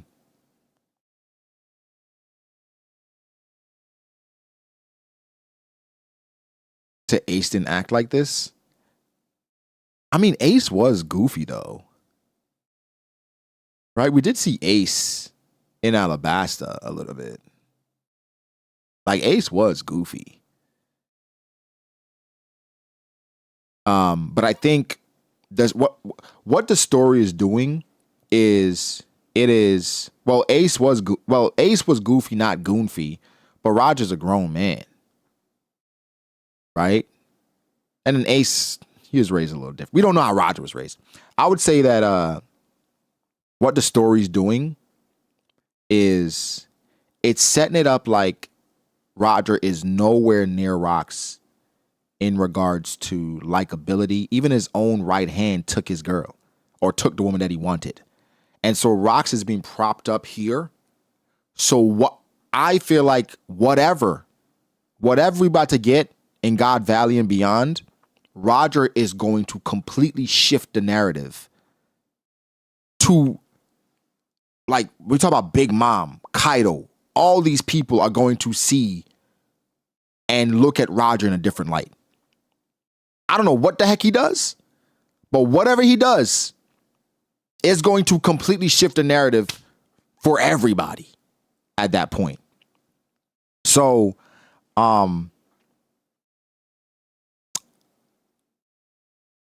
it's right now, it feels like Rox.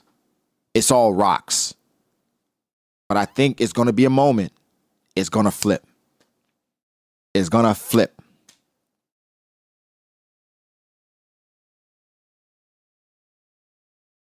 It's going to happen. Because right now it just feels like Oda is intentionally cucking Roger in a bunch of different ways and somewhat downplaying him. But we know this is the Pirate King. This is the progenitor, right? This is him. He is him. No questions asked. So with how he's setting it up, a lot of people are going to change their tune once we see Roger being Roger. And so, but I do like how he's propping up rocks. A part of me feels weird because I'm like, damn, like nobody is like talks about rocks after the fact. Nobody.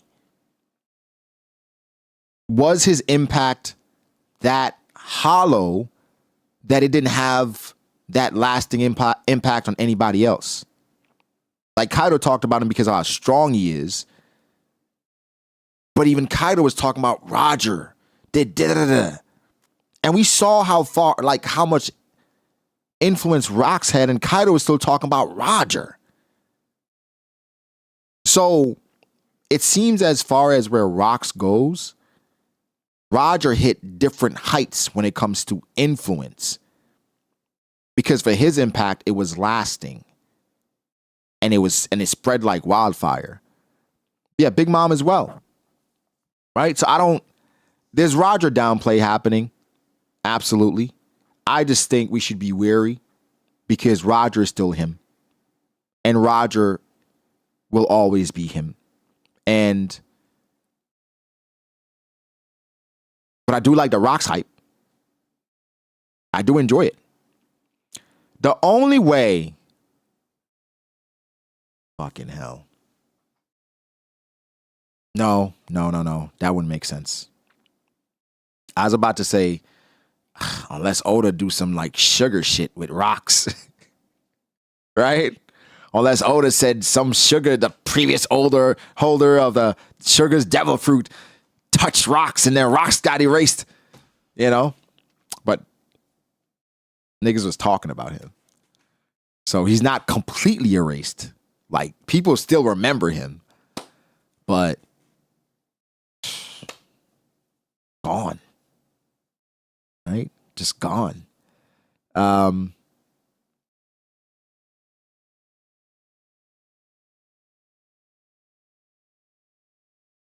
This is beautiful, though. I think this is beautiful writing. Amazing nuance. So many situations are being set up. Blackbeard's birth, Shanks's birth, Shocky, Rayleigh, Whitebeard with the family shit, Big Mom being a menace.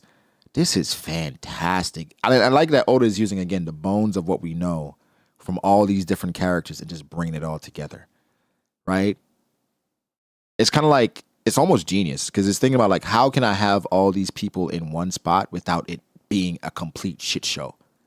How can I do that? And it's like, well, let's have a bar. Let's have a place where nobody fights and everybody can just meet.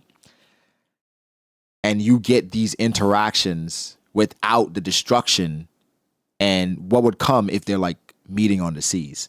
And you get more character moments from them.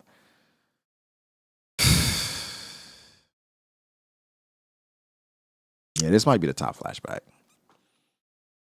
Because it's not just framed around strength. I think when we think of like the previous generations, I was like, oh, Roger was stronger than Whitebeard.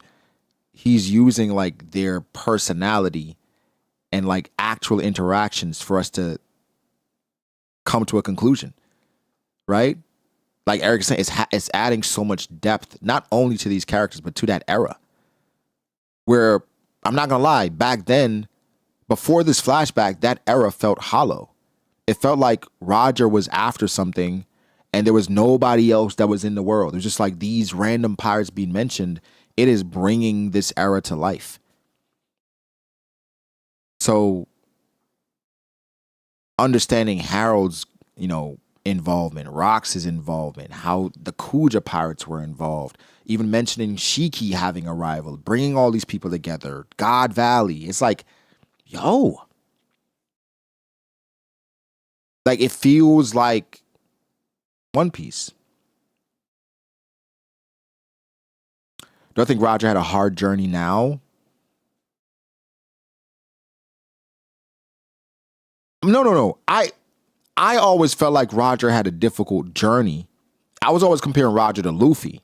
And I always felt like Roger had a more difficult journey than Luffy's having because he was a trailblazer, right? Where it's like he had to forge the path. And he had to be at the forefront of all of it. Where Luffy gets the luxury of just sitting back and being Luffy while having all these amazing people around him to supplement that. Now, that's not an issue. That's actually a gift, right? That's actually a gift and a blessing by Luffy. But by comparison, Roger, I mean, and I'm not going to lie, this is adding to the difficulty.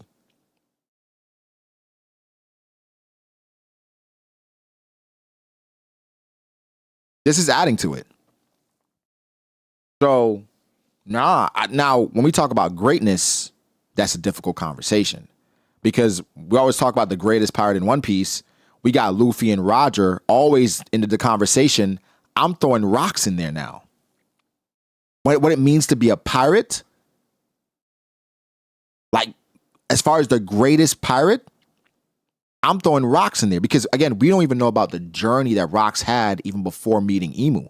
What led him there, right? So,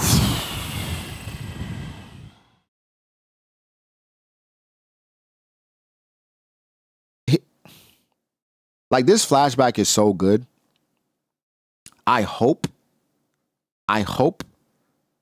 for the people that got to a point where One Piece was mundane or is getting boring or dragging on for them, that they at least came back to experience this, because this doesn't hit for you if you're just starting the story or if you're just starting from Wano or some shit. This is hitting like crack because of so much setup, so many years. And so it's all coming together.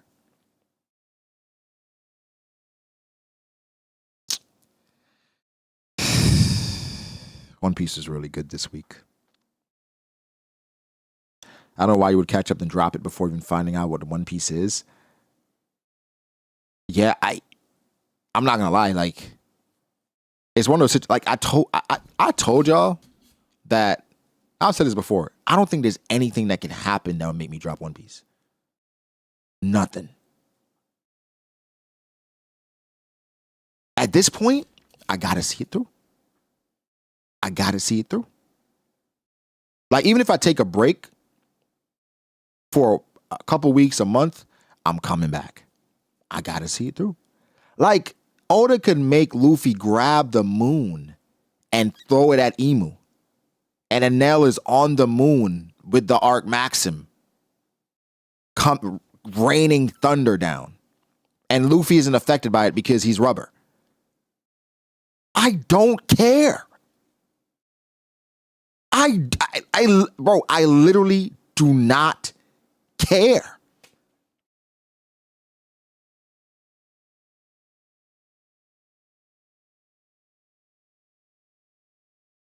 And then I think something that I feel like is starting to bother me a little bit. When people say One Piece is too long, when, like, I remember back then after Naruto and Bleach, I was specifically searching for long running series.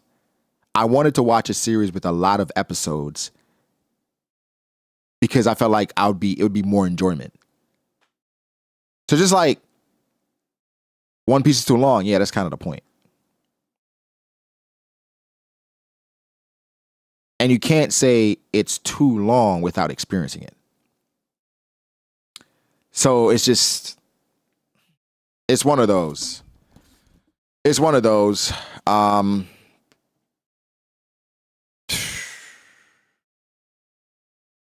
Nah, and bro, like Jay is saying, how many manga have ended where people are saying, oh, that was rushed. The ending was rushed. So that wasn't the point initially. It wasn't supposed to be as long. No, it wasn't supposed to be as long as it is. What I'm saying is, like, a lot of people start One Piece because of how many episodes it has. Right? Like, a lot of people jumped into it because, damn, 500 episodes? All right, we got to see what it's hitting on. You can't start it because of how long it is and then complain about how long it is. And then you can't never start it and complain about how long it is because you don't know what the story is. I agree. JJK was too short. JJK was too short.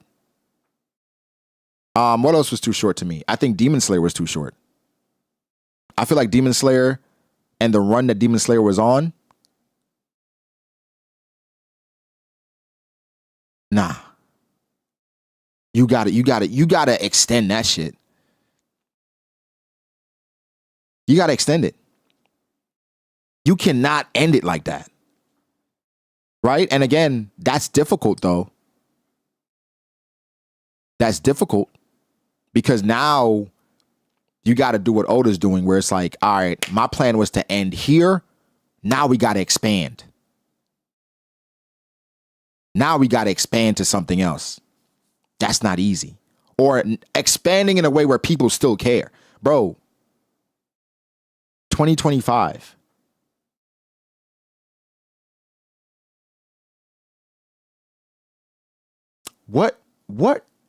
What year did chapter 498 come out? And in 2025, we're finding out just how Rayleigh and Shocky got together. And we still care. A lot. I feel like in general, there's a sweet spot, right? Because we talk about Death Note, right? I'm not gonna lie. After homie died, I was excited because we still had more episodes. I was happy that the anime didn't end when homie died. I was excited. Like after he died, I'm like, oh shit, we still got hella episodes left. Then after I watched the episodes, I was like, doesn't hit the same. Doesn't hit the same. But then we got something like FMAB, that sweet spot. It got in and it got out. Great. Then we got something like Naruto, that it got to a point where I was like, Like, I'm not gonna lie, right after the flashback, the time skipper Naruto, like after we meet Sasuke for the first time, then we have the whole Sai and Yamato thing. I was like, I don't know about this. And then we started getting Hidera and Killer B and then Sasuke and then pulling up to the summit and then Itachi versus Sasuke. And I'm like, whoa. Then Sasuke versus Don. I'm like, hold on. Then I'm obviously Pain. It went from me saying, all right, Naruto, like, it's time, to me like, Naruto, keep going. Keep going. And then we got to the final one. I'm like, okay. But I'm not going to lie, because Naruto was a part of my childhood, a part of me did not want it to end. At all. I did not want it to end. And that's kind of like how I feel about One Piece now. As much as I want us to get to the end of One Piece, I don't want it to end. Like no BS. Y'all not gonna see it because the camera gonna be off and the audio gonna be off. But I believe, Lord willing, I'm here for the last chapter of One Piece. I'm gonna be balling, bro. I'm gonna be balling.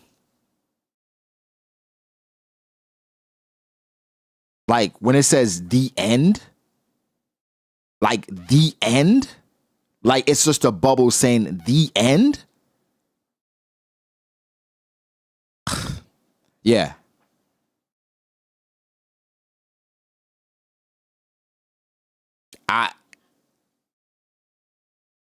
Yeah.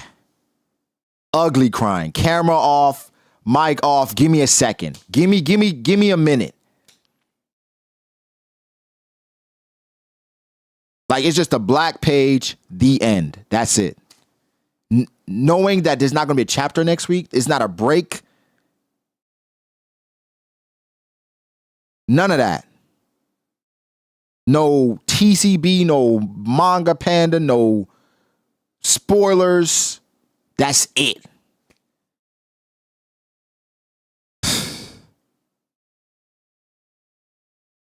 That's gonna be a tough day. That's gonna be a tough day. That's gonna be a tough week, a tough month.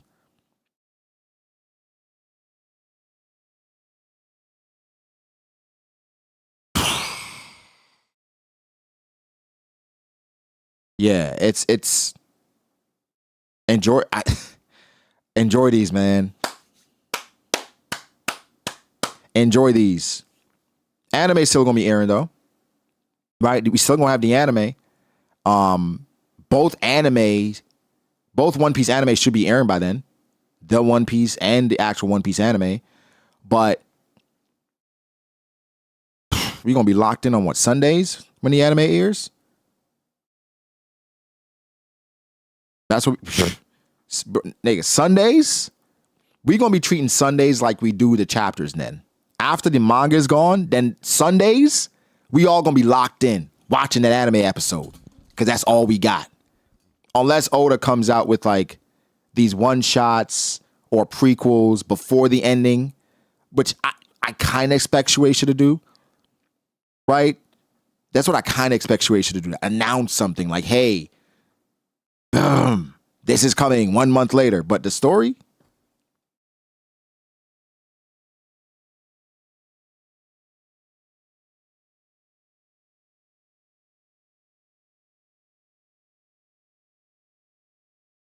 Don't know. Gege's coming back to Jump to write a story drawn by a different artist. I didn't hear that, but ain't nobody trying to hear that shit, Matt. All we want Gege to come back and do is write the shit that we like, that ended too soon. That's what you need to come back and write. We ain't trying to hear that shit, man. I'ma read it. And at the end of this 12 chapters, it better be like, JJ,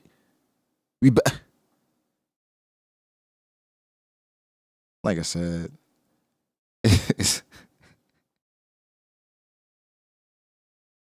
yeah, nah, bring back JJK. Give me a prequel or something. Give me Sick in the Story or something. Do that. I'm not trying to read no mecha by Gege or no like love romance by Gege or no like boy love manga by Gege. Right? No. Which nothing against that shit. Like, you know, obviously, but no. Bring back JJK. If you want to go to route ways of romance, a boy love romance, then bring back Gege. Even if it's in the same world. Then you know what I'm saying? Then I'm like, all right. One Piece is great. Yeah, people always just say about like Gege and how much he hated like different characters and stuff like that. It's just kind of like, did you hate the story or did you hate the process? Or like the process that you were under every week. Did you hate that? Did you hate the cumulative weeks and the time and the effort that had to go into these characters? Did you hate the feedback and the backlash that you got from killing characters that people loved? Did you hate the backlash from people loving a certain character and then you kill him off and then the story feels like it plummeted? Did you hate that because you felt like, I love this character, but why do you guys love this character? I can just imagine, right? The frustration. Because it's happened before. As a YouTuber, you make a video like, man, I love this, man. I was in my bag. Then the video come out, everybody's like, man, what's this piece of shit? And then you just throw out a video where it's like, this is some bullshit. And everybody's like, oh my God, this is fantastic. What the fuck is wrong with you guys? So for him, imagine he's like putting out these characters like, oh, people are going to love this guy. Everybody's like, who's this piece of shit? Bring back Gojo. right? He's getting in depth with all these different characters and Maki and bring back Gojo. Like, the fuck? Damn, can I escape this character?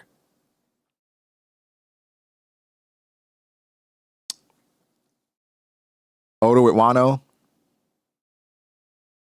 Maybe. Not, I mean, right? I mean, I would say Oda definitely had Wano on a pedestal before he got there because we had been hearing about it, and then that made us super excited about it, and that raised our expectations for it, and I think that kind of helped ruin it. But I'm sure Oda is like, huh? Really? So, that's tough. I'm not gonna lie. Hidden Inventory is one of my favorite arcs in anime. I love Hidden Inventory so much. I'm not gonna lie.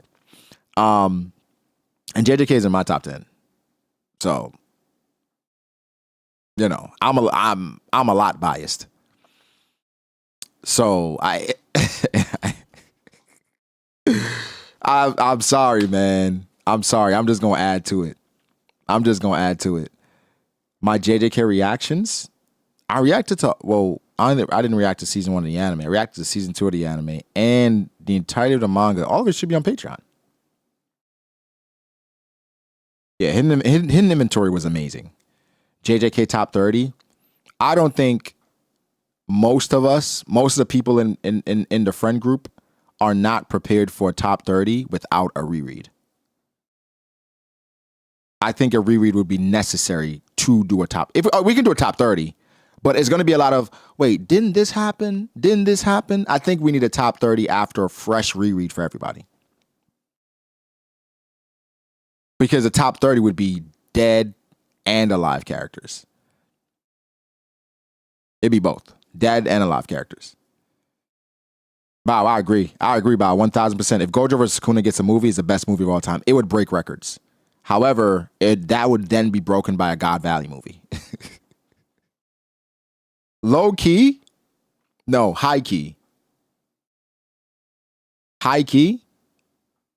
If they made this Flashback a movie, it would break records.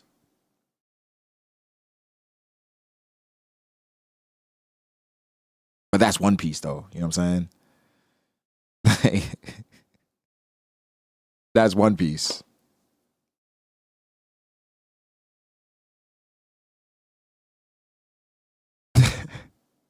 Yeah, if they made this recent Flashback a movie, yeah, it's breaking records. But if they make a Gojo versus Sukuna movie, here's the thing with a Gojo versus Sukuna movie.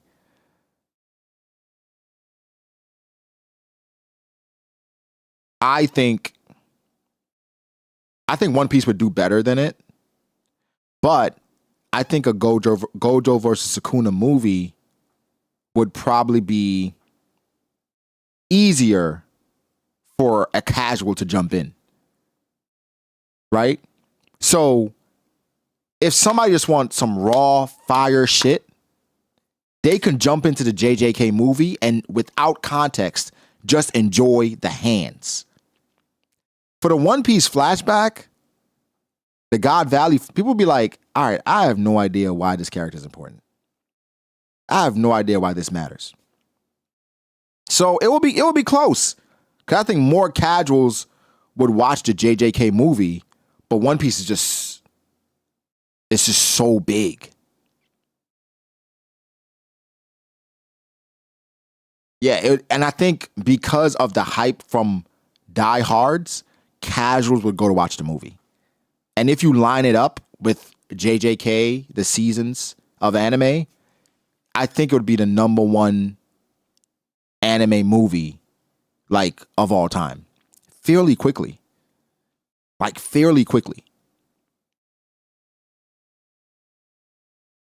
Will the God Valley Flashback really sell if there's no Shanks or Straw Hats? Absolutely. because you could start it at a point where the Straw Hats are involved, where it's going into the flashback. And also, we don't know where this is going to go. But yeah, JJK is more casual friendly, and it's just easier. Like, I would invite somebody to the JJK movie if I know they're just into action shit, as opposed to a God Valley movie. Because now I got to explain too much shit. With JJK, I'm like, yo, this is Sukuna, this is Gojo. Both these niggas are strong. One was the strongest now. This nigga is the strongest from the past. This movie is to figure out who's the strongest of all time. Boom. Nigga like, shit, I'm in. I'm in.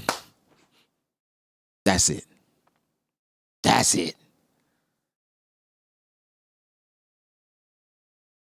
As a long-time One Piece reader, I get bored by the fights in One Piece, like Team 10 versus Hidan Kakazu clears any fight in One Piece. Do you think Oda will be able to handle end of series One Piece fights? Yeah, bro, no BS. I'm not reading One Piece for the fights anymore. I don't think I ever was. I don't think most of us ever did that. I think that's just like where the conversation goes, because theories carry the community, and power scaling is a form of theory. And so that's what carries One Piece, because things are so nuanced and ambiguous, right? I don't think One Piece, when we talk about anime fights, like Wano stepped up this game for sure, where you can start looking at fights you can send people to. But in general, One Piece doesn't stack up to other anime when it comes to fights, because you need context with a lot of One Piece fights. The context is necessary. It's like, yeah, but this matters because this and this and this. But I think if you have context, it hits the same. But I think in general, we know that's not what One Piece is. That's not why we're reading, right? Maybe if you join at a certain point, maybe that's what drew you in. But like, that's never been the calling card. I think it was like a debate going on Twitter about like, is One Piece a battle manga? I would say you can't call One Piece a battle manga, because I think that is downplaying what One Piece brings to the table. But you can't say One Piece isn't a battle manga. I think the correct thing to say is One Piece isn't just a battle manga. You know what I'm saying? Like, we can't just erase the battle aspect of it just because you don't like power scaling. So, no, One Piece isn't just a battle manga. It is way more than that. So, that's how I look at it.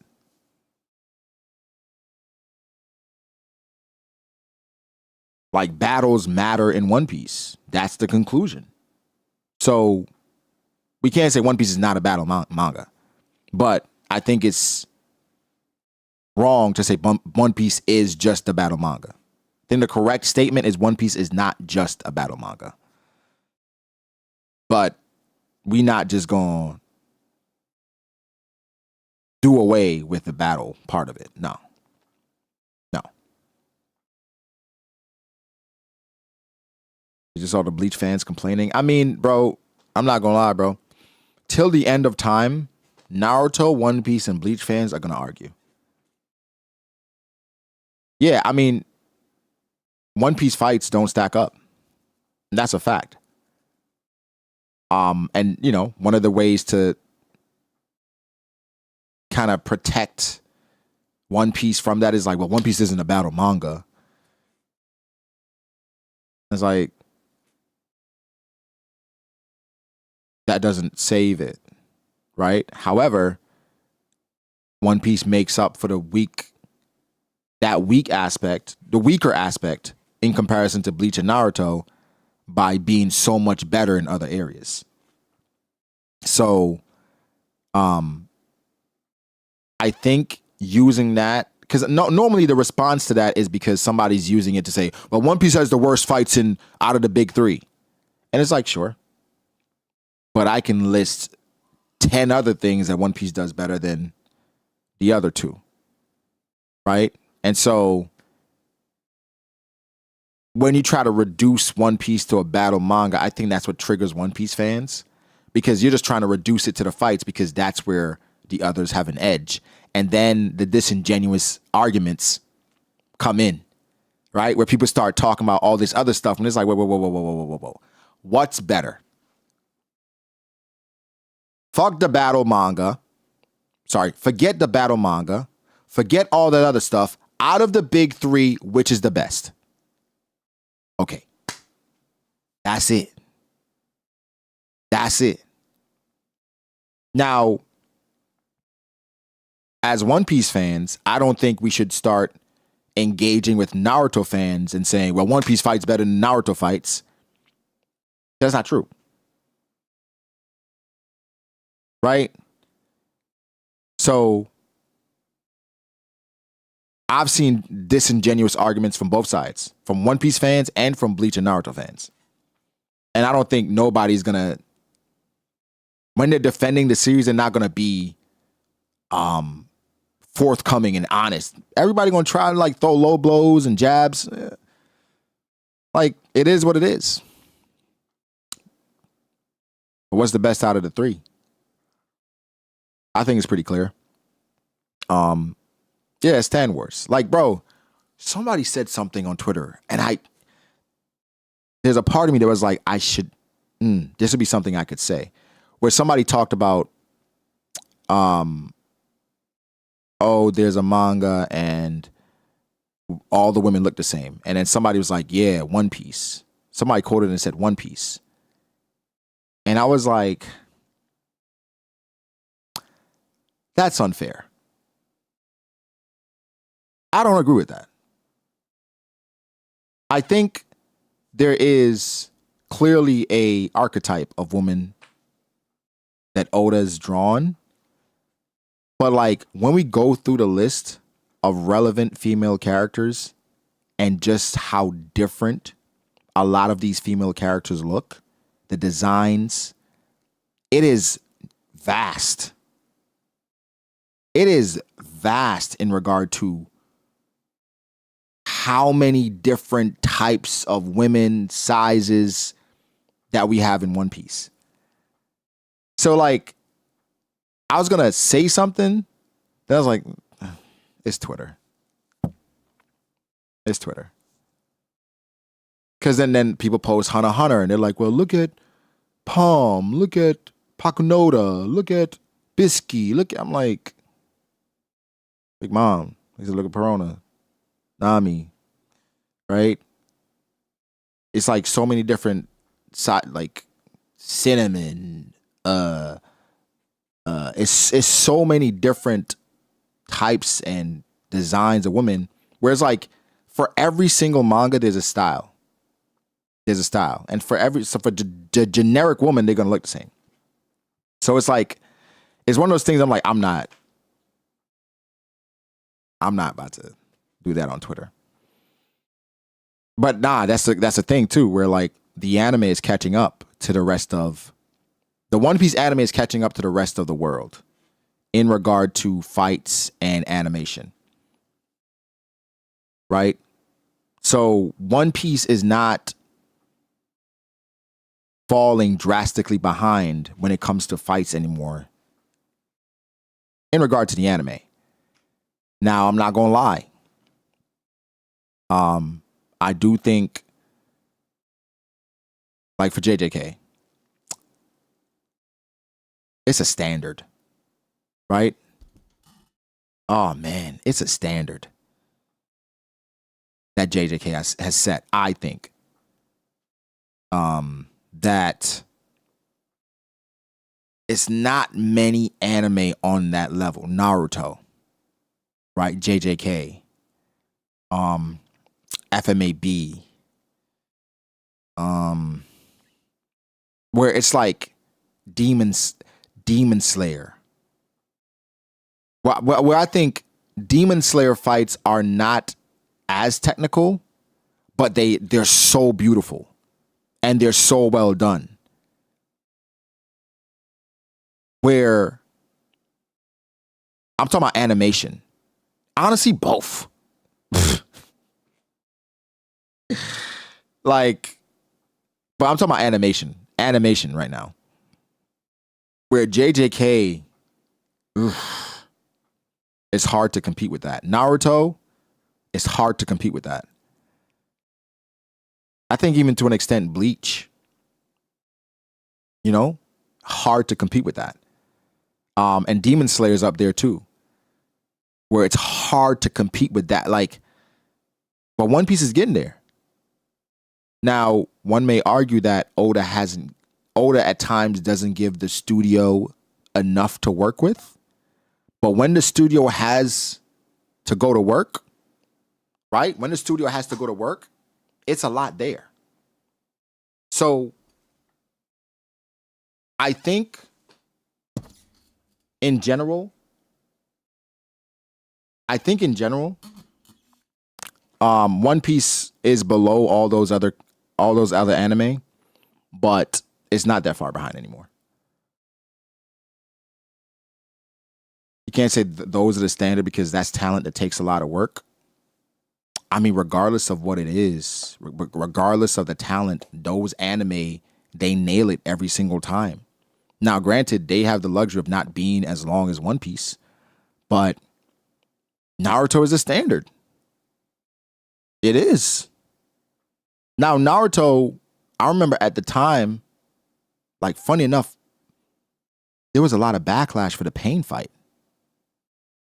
A lot of animation in the pain fight, people was like, ugh.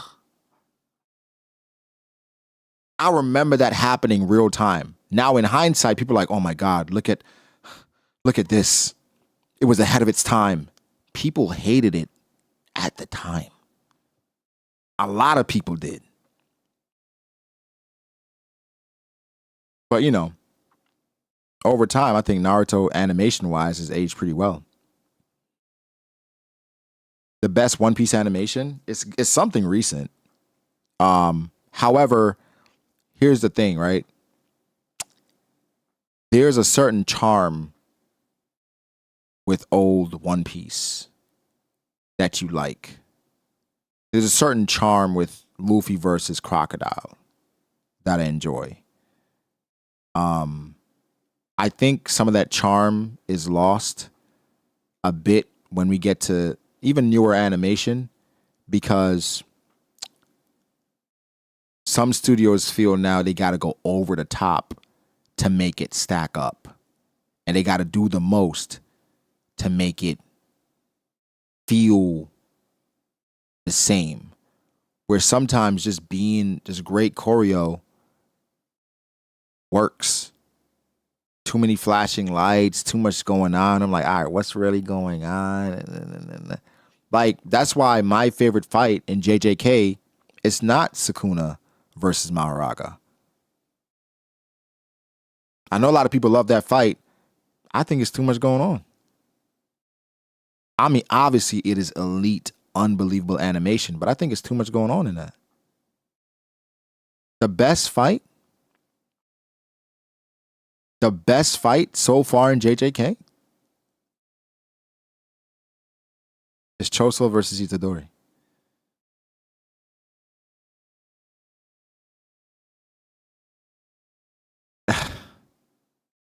Jesus, man. Oh my God.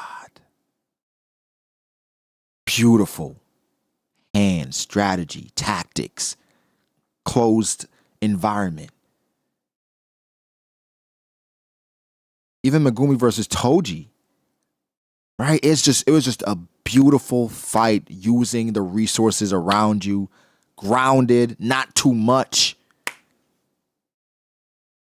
Like, beautiful.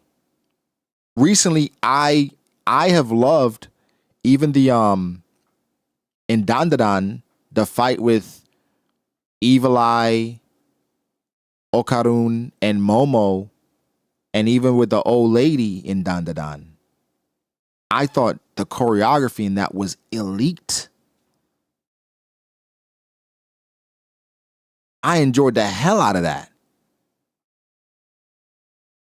Where I feel like nowadays I don't need too much. Give me good choreo and I'm loving it. What did I watch recently that was like fantastic? Oh, Sakamoto Days. The second core, they've really stepped it up.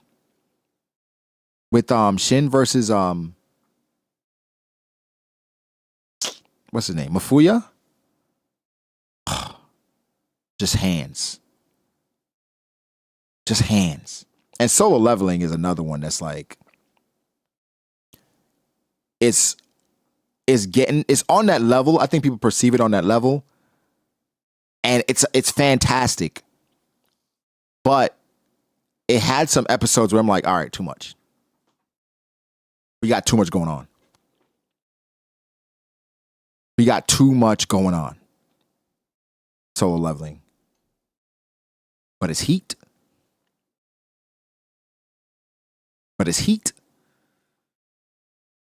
The thing is, I know we're saying solo leveling drop off is going to be tragic. We're not even at narrative. I feel the same. I'm like, yo, I can't even follow what's going on. We're not even at, for solo leveling, we're not even at the big fights yet. Like, if you're not caught up to solo leveling, we're not at the big fights yet.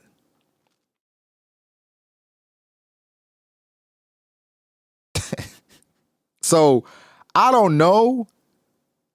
Once we fight,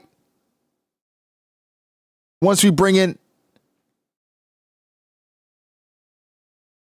it's going to get crazy. Now, for the most part, it might get repetitive, because the theme continues, right? But no, it gets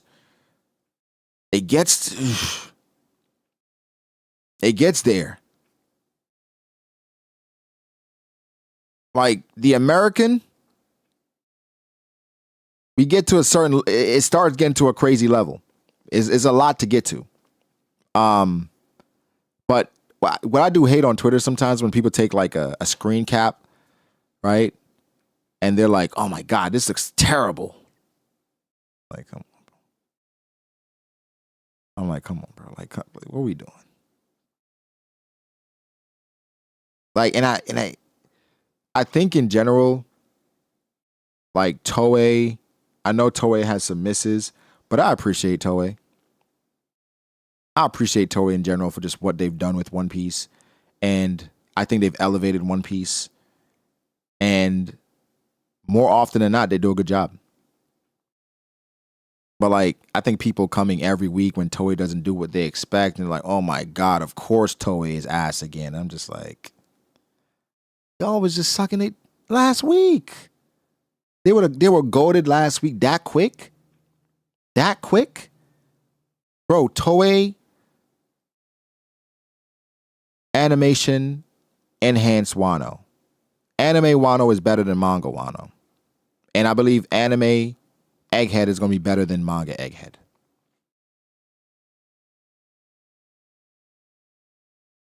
And I believe anime Elbaf is going to be better than manga Elbaf. And that's like saying a lot. But that's just how good the anime has been.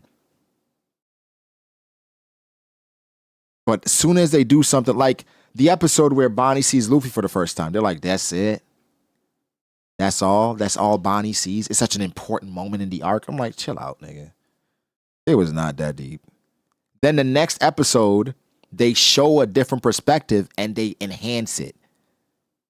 And it's what they expect. I'm like, y'all niggas so, ugh.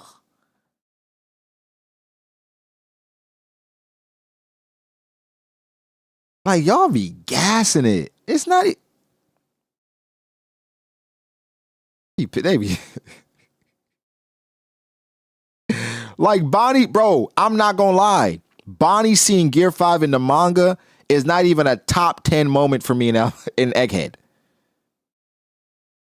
Like, even when I was reading the manga, I was like, okay, that's cool. She saw. Okay.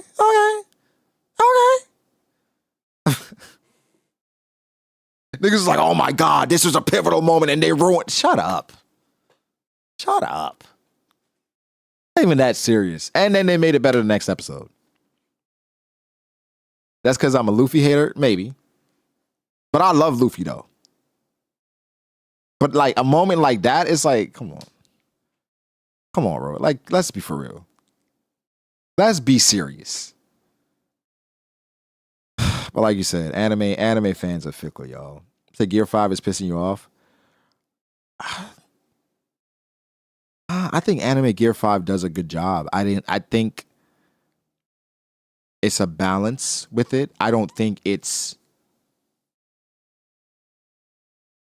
the tonality of it doesn't fit all the time, but I think because of how they change it up, I think it fits. I think the only thing that gets annoying after a while is just the sound effects, right? The sound effects after a while were just like, okay. I know some people are mad about Luffy bouncing around and being goofy after Vegapunk got stabbed. I'm like, I didn't care about that shit. I didn't care about Vegapunk like that. Like, it's not like I hated Vegapunk, but I like when Vegapunk got stabbed, it was just like damn. I wasn't like, you know. But I can see how it like I said when Gear 5, when we got Gear 5 revealed and we started getting more Gear 5, I'm like, it is disingenuous to get mad at people for not liking it. People are justified for not liking Gear 5. It is that much of a jump. People justify. If you don't like it, I get it. I don't feel the same way. You know what I'm saying? I'm like, it's cool. Like, I'm not going to say like Gear 5 is not even my favorite Luffy transformation. It ain't. But I think Gear 5 is cool. And in moments where I'm like, this is heat. But I think Gear 5 is better to the author and animators than it is to viewers because they can just do anything. As a creative, you have a character that you can do anything with. Blank canvas. We can do anything. Let's have fun. So, and I don't think that's even an argument. I think a lot of people understand why Gear 5 fits. But a lot of people don't. A lot of people feel like Gear 5 takes away from certain moments. Because Luffy is goofy and it's the sound effects and it's the dun dun dun dun dun dun. People are like, all right, man. So, I get it. I'm just not there. Gear 5 doesn't bother me as much as the next person. And I think it's better in the anime, personally. Like, Gear 5 in the manga is not as good as it is in the anime. Like, I think they absolutely nailed Gear 5 versus Rob Lucci in the anime. Oh, my God. I was talking from the manga perspective. Like, in One Piece current manga, reading for fights is trying to figure out if the back lines are ACOG or not. Oh, I mean, right, generally, right? At this point, like we talked about it, with fights in One Piece, it has become strictly about what does this do for my agenda, right? Because here's the honest truth about it. We're not going to get a lot of conclusions with One Piece fights. Like, One Piece fights are not going to settle a lot of things because it's going to be nuance, it's going to be situational, it's going to be so many things going on. We're not going to get conclusions. So for a lot of people, what happens in these fights, in these moments, can I use to build my case? People are watching or reading fights to debate. That's it. People are reading different moments to add to their library. Oh, okay, Rox did this. Roger clashed with this. Okay, so Big Mom did this. Big Mom did this. All right. This Admiral, this Yonko, this Swordsman. That's it. It doesn't matter if there's a conclusion. Oh, Oda said this. Let me go look at the kanji. Sandman, can you verify this for me? Is that what this? Okay, cool. Let me do this. All right, was that in the data book? All right. How many stars did Oda give him over here? All right. Hey, cut and dry to me. That's all people do nowadays. And it's like, listen, top 30, a lot of fun for me.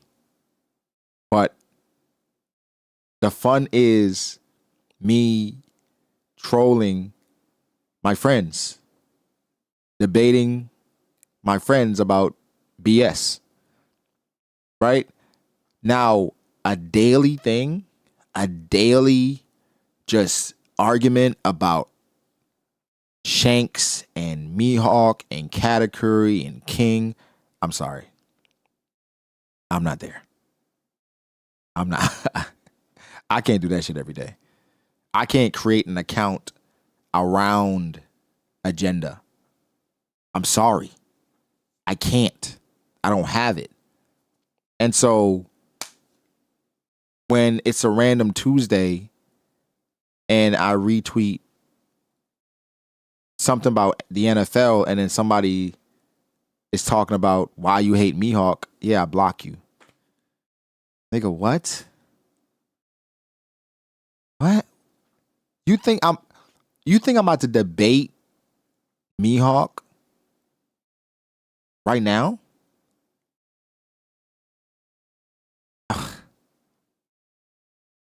It just becomes annoying.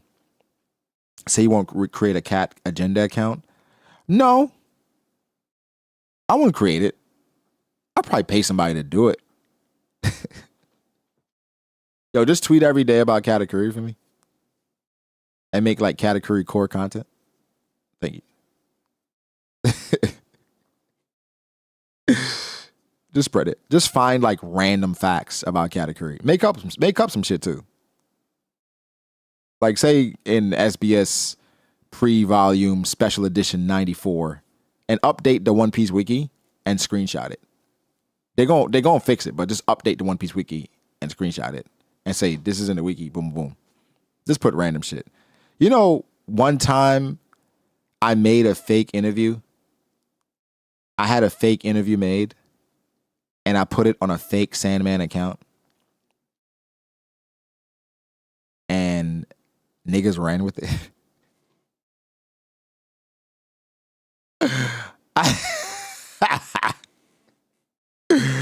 Yo. I made, Sandman and his format. I copied the format. I did all that. Yo, do this. And niggas went crazy.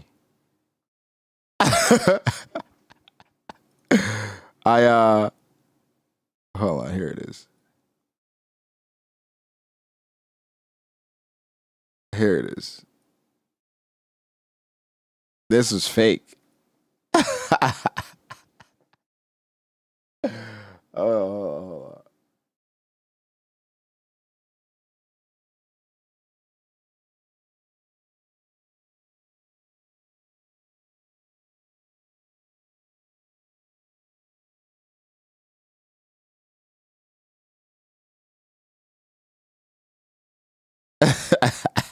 I'm not alpha too late. Hold on.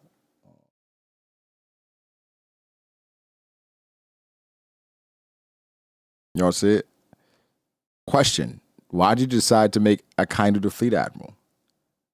Oda, Akainu since he was younger had lofty ambition to being trained personally by Zephyr, and that man, laugh. He took it personally when a rival betrayed that oath and has been seeking vengeance on pirates ever since. All this shit. Just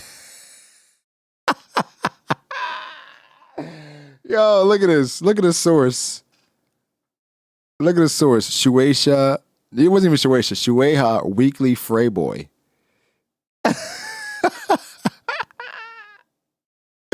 Look, you had a similar conjuring, Akainu and Garpa in the room with the Gorosei. Do they have a connection? I've already drawn as many as 1,000 chapters and still forget connections. Maybe this one I finally talk about. Laughs. Look at this one. In chapter 921, you had Okiku reference Grandpa Hio with special honorifics. Did they have a close bond? Actually, there's a profound setting about it, but I'm afraid I can't tell you. I told my editor about it, though. Considering One Piece is a shonen manga, I like to hide it since the reason is for the adult audience. Wano is a nation of spice, indeed.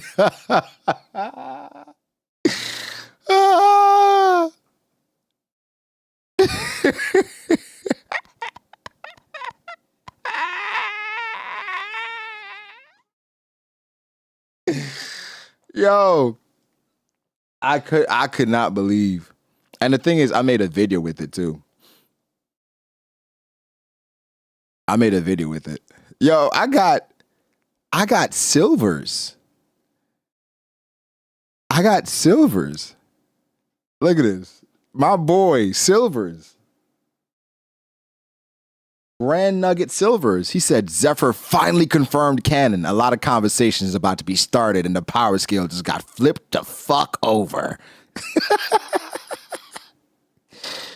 Now all the Yonko fanboys can finally shut the hell up. Can't tell if this is real. If it is, though, Hio got taste. Zephyr canon, let's fucking go. Day one, Akainu fans finally getting that vindication. I'm eating this up.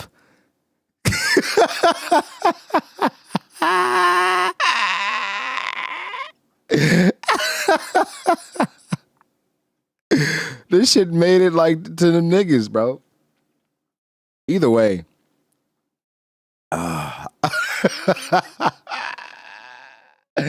Yo, power scaling just got flipped the fuck over. Oh my God. That shit was insane. I can't believe niggas went for it. It was like, it was an account started that day. Yo, it said Shueha Weekly Freyboy. What? Oh my God. I said Wano is a nation of spice indeed. Niggas was eating this up. I put so many things in there. It was like, there's no Israel. And I dropped it on April Fool's. This was posted on April 1st, 2021. You know.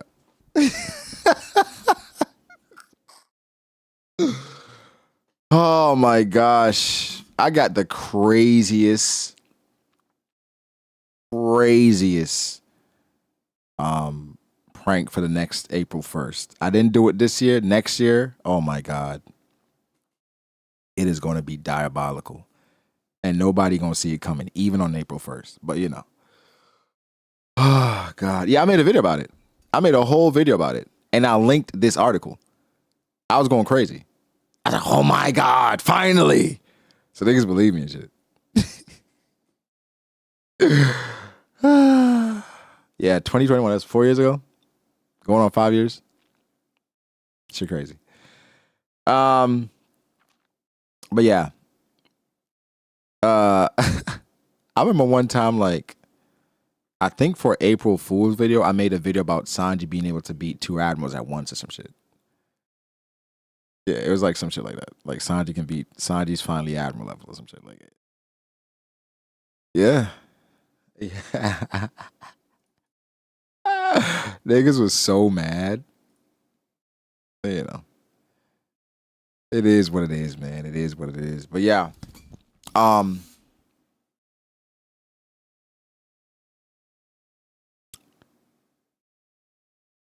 Yeah, I mean, on Twitter, all you gotta do is put out some shit and quote like some random magazine that nobody can find, and you good. Now, I was gonna continue to post on that, or have somebody post on the fake Sandman account, but I was just like, I ain't wanna keep it going. I deadass was gonna just post random shit, like this, you know, like basically Sandman Sento. But yeah.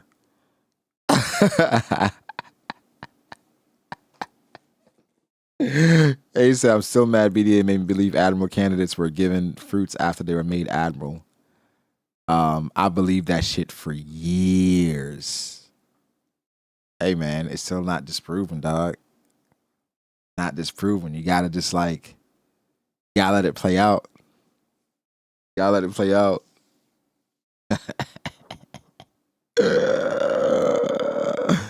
Nah. To admit when I paid a guy to cover spoilers. It's funny that y'all don't even know like who that guy is. That guy is a pretty known guy nowadays. That's funny. Yeah, I had somebody covering like spoilers for a little bit. I think if you go back and listen, you probably know who it is now. I think, or did I delete those videos? I don't know.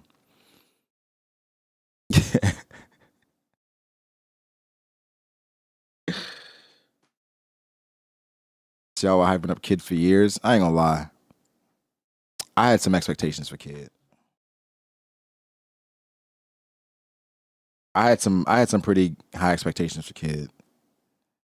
But I ain't gonna lie. I had some high expectations for Judge too. When I say high, it was like I didn't think Judge was that dumb in Whole Cake Island. If y'all go back and listen to discussions back then, we were convinced that Judge had a plan. We were convinced that Judge was not getting screwed over that easily by Big Mom. Like when you're like weekly reading it, it was like, come on, Judge. There's no way you believe this. When Big Mom was like, come to the tea party. And no, no weapons. No weapons. Don't bring any weapons. Of course weapons aren't allowed. I was like, oh, okay, Judge. There you go, Judge. It's clear. It's a setup. What are you going to do? Then the chapter dropped and Judge was like, Big Mom, you betrayed. I was like, oh, God. He really didn't see it coming. But you know, who dropped the most for you power scaling wise? Who dropped the most for me power scaling wise? Well, Eric, what I said, Eric, I said Kid would probably have better devil fruit usage. Power scaling wise, who's dropped the most?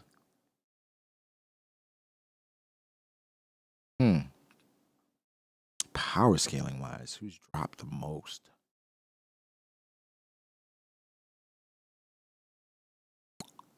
I would say for the community has been Jack. I think Jack has been done dirty as far as who's been dropped the most, considering where he was at one point. For me,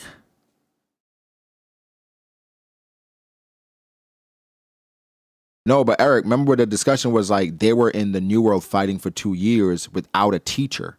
So they would have better devil fruit usage than Luffy did. Power scaling wise, Sabo hasn't dropped for me. I would say Jack has dropped. Who's dropped for me power scaling wise? Where I used to have them on a certain level, and now they've just dropped. Honestly, I don't think he's necessarily dropped, but I had rose-colored glasses for this character. Y'all want to know who that character is? I think I said Admirals. No. Marco.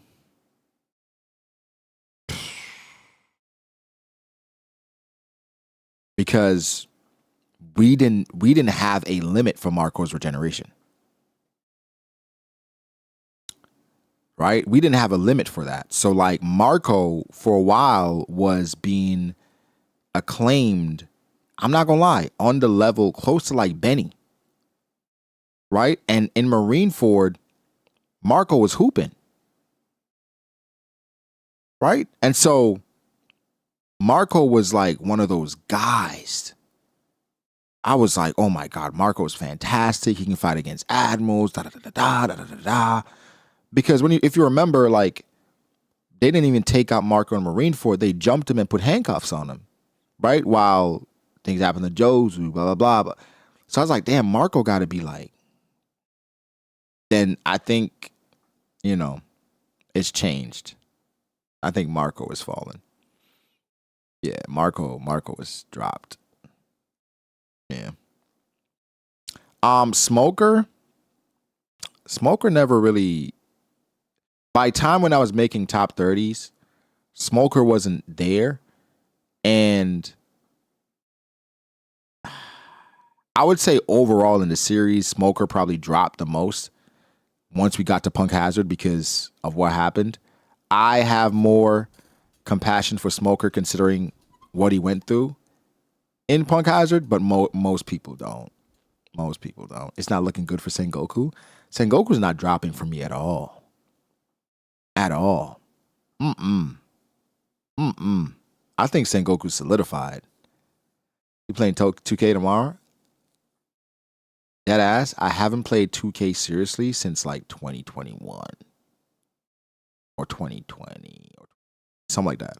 I have not like, because all I would, here's the thing. I was never a part guy. I was never none of that. All I did was play association. I don't know what it's called. I think it's called MyG. I don't know what's MyGM. Whatever it's called now, where I would get a team and I would build the team up by getting some young players and all that. And I would try to play 82 game season. I would finish a season and I'd play like 60 games and I'd simulate the rest. And then I'd just be happy to get to the off season and do the draft and all that different stuff. I've never won an NBA championship in 2K because it's too many games, right? And I don't feel like the series, it doesn't have the same effect when you play like 20 games or something like that. But 82 games is way too many to play on 2K. And so it just fell off for me. But I used to play a lot of 2K. But it was just my league or whatever it is, where I would build a team and I would just do that and grow that way. No, I never played the game long enough to get a chip because I was always rebuilding. And I don't play 2K no more. Like, I think it got to a point where, like, I think with the ball handling and shit, I'm like, all right, this shit getting kind of crazy. All right. And then I did a bit of my player, and my player, here's when, like, my player, I think, lost me. Do y'all remember the Dion Waiters my player cutscene? I don't know how many of y'all are here Dion Waiters my player cutscene. But I say it's generally the worst voice acting you can hear. Oh, yo. Jesus Christ. That shit. I was like, there's no way. I was like, this is the best it could get.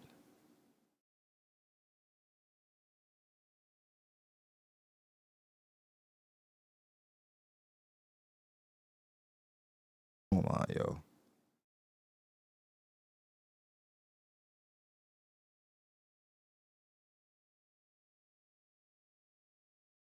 I'm not trying to get copyrighted.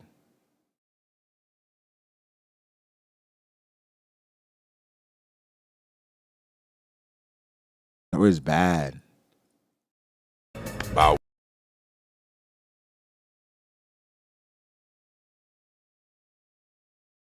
Who have thought? About what?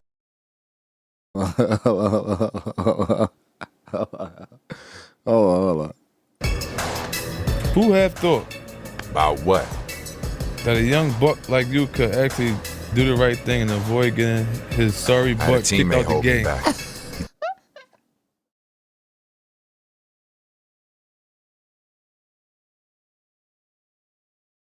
Nigga, what? Told me to chill. Sounds like a wise fella to win in this league. You need all hands on deck. Good call. Check it. The ref should have checked his self. He was trash all night. Only thing we can control there is ourselves. Forget the ref, the fan, even the opponent. Handle your business, and the rest will take care of itself. All right?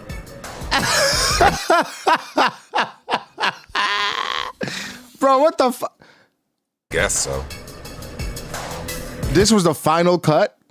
So this was the best one. I don't know. Yo.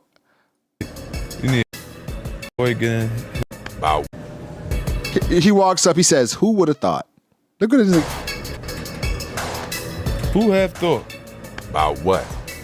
That a young buck like you could actually do the right thing and avoid getting his sorry butt. This is no dog. This is crazy. This is how is this the final product?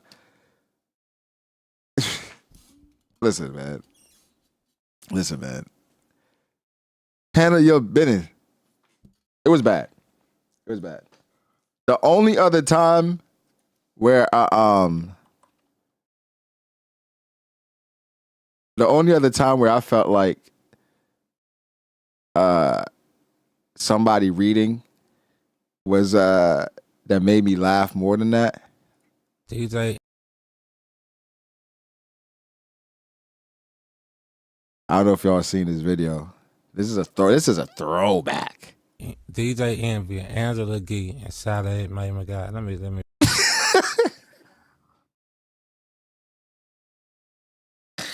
This is a throwback. This is a throwback. I'm not sure how many people see this.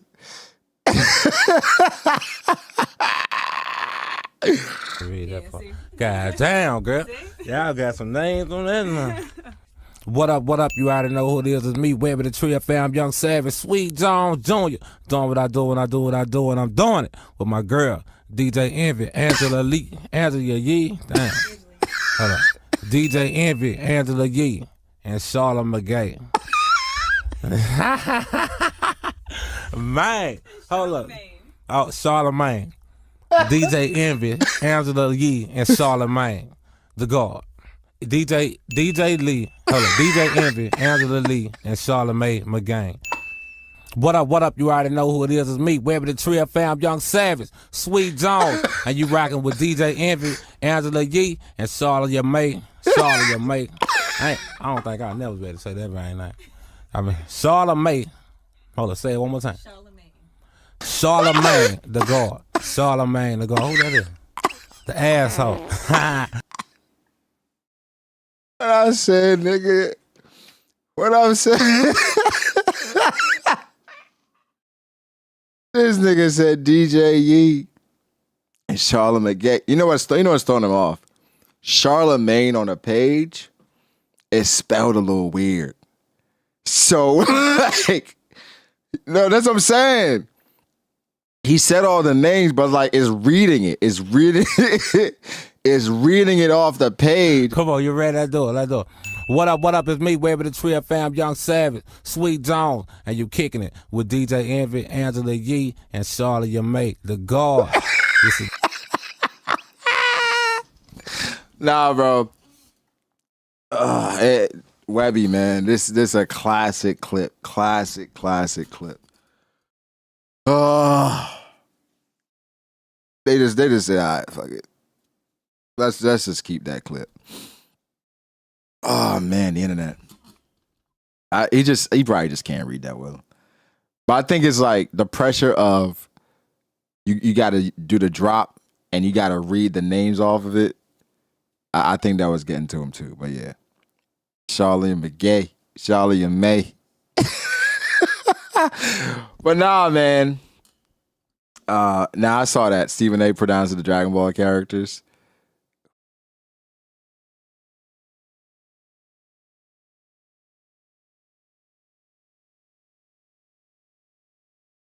How you say champagne? Cheozu DB. What a D. Hold on. Cheozu DB. What a DB. What?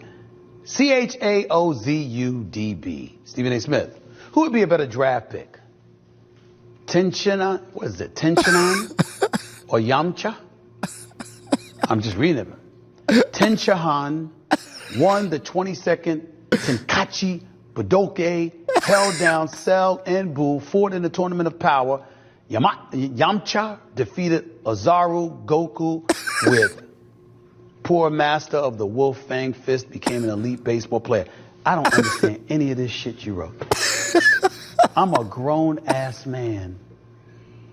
Okay, I don't mind some of these questions, but how dare you send me this shit thinking I can pronounce all of these names? Do I look like I speak Mandarin? Nigga said Mandarin. I don't know what this is. I'm not gonna lie. I know my team want to sit up there. They're laughing in the control room. Everybody talking about, because they're children. They watch this. I'm a grown ass man. Okay? When you're sending me stuff like this, I don't even know. I don't know if Tenshinhan is pronounced right. Yamcha. I don't know if that's pronounced right. I don't know if Tenkachi Budoke is pronounced right. I don't know. Help a brother out. I work for a living. I ain't got time to know all of this. I remember a lot of anime niggas got mad at this clip too. They're like, what do you mean? You mean grown ass men can't watch anime? Stephen A. Smith? Y'all get on my nerves with this sometimes. Seriously. I mean, at least phonetic. I ain't gonna lie. You know what killed me? Became an elite baseball player. Like, we had that one episode where they went and collected Yamcha from when he was playing baseball. When them niggas was scrapping. Spell it out, do what you gotta do so I can at least pronounce it correctly. It's very annoying. It really, really is. Because I don't like getting names wrong. But what the hell? Then I'm seeing this guy with a third eye. All right? And this guy clearly juiced up. I mean, what you want me to say? Let's go with him. What the hell is his name? Because I don't know. All right? What is that? Yamcha? I'll go with this. Okay? Good Lord.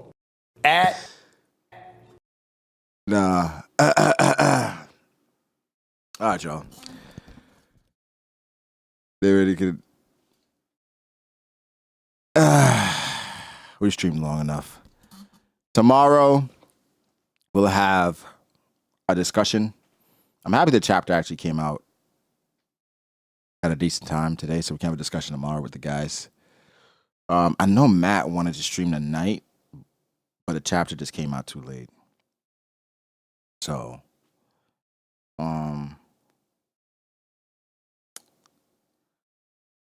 yeah, we'll get a, we should be able to get a discussion tomorrow. Appreciate everybody pulling up. I know it's 3 a.m. for me, so, it's a little late. But yeah, appreciate everybody pulling up. Like the stream, all that good stuff. Y'all be safe. Have a good Friday, right? And I will talk to y'all later. All right? Peace out, family.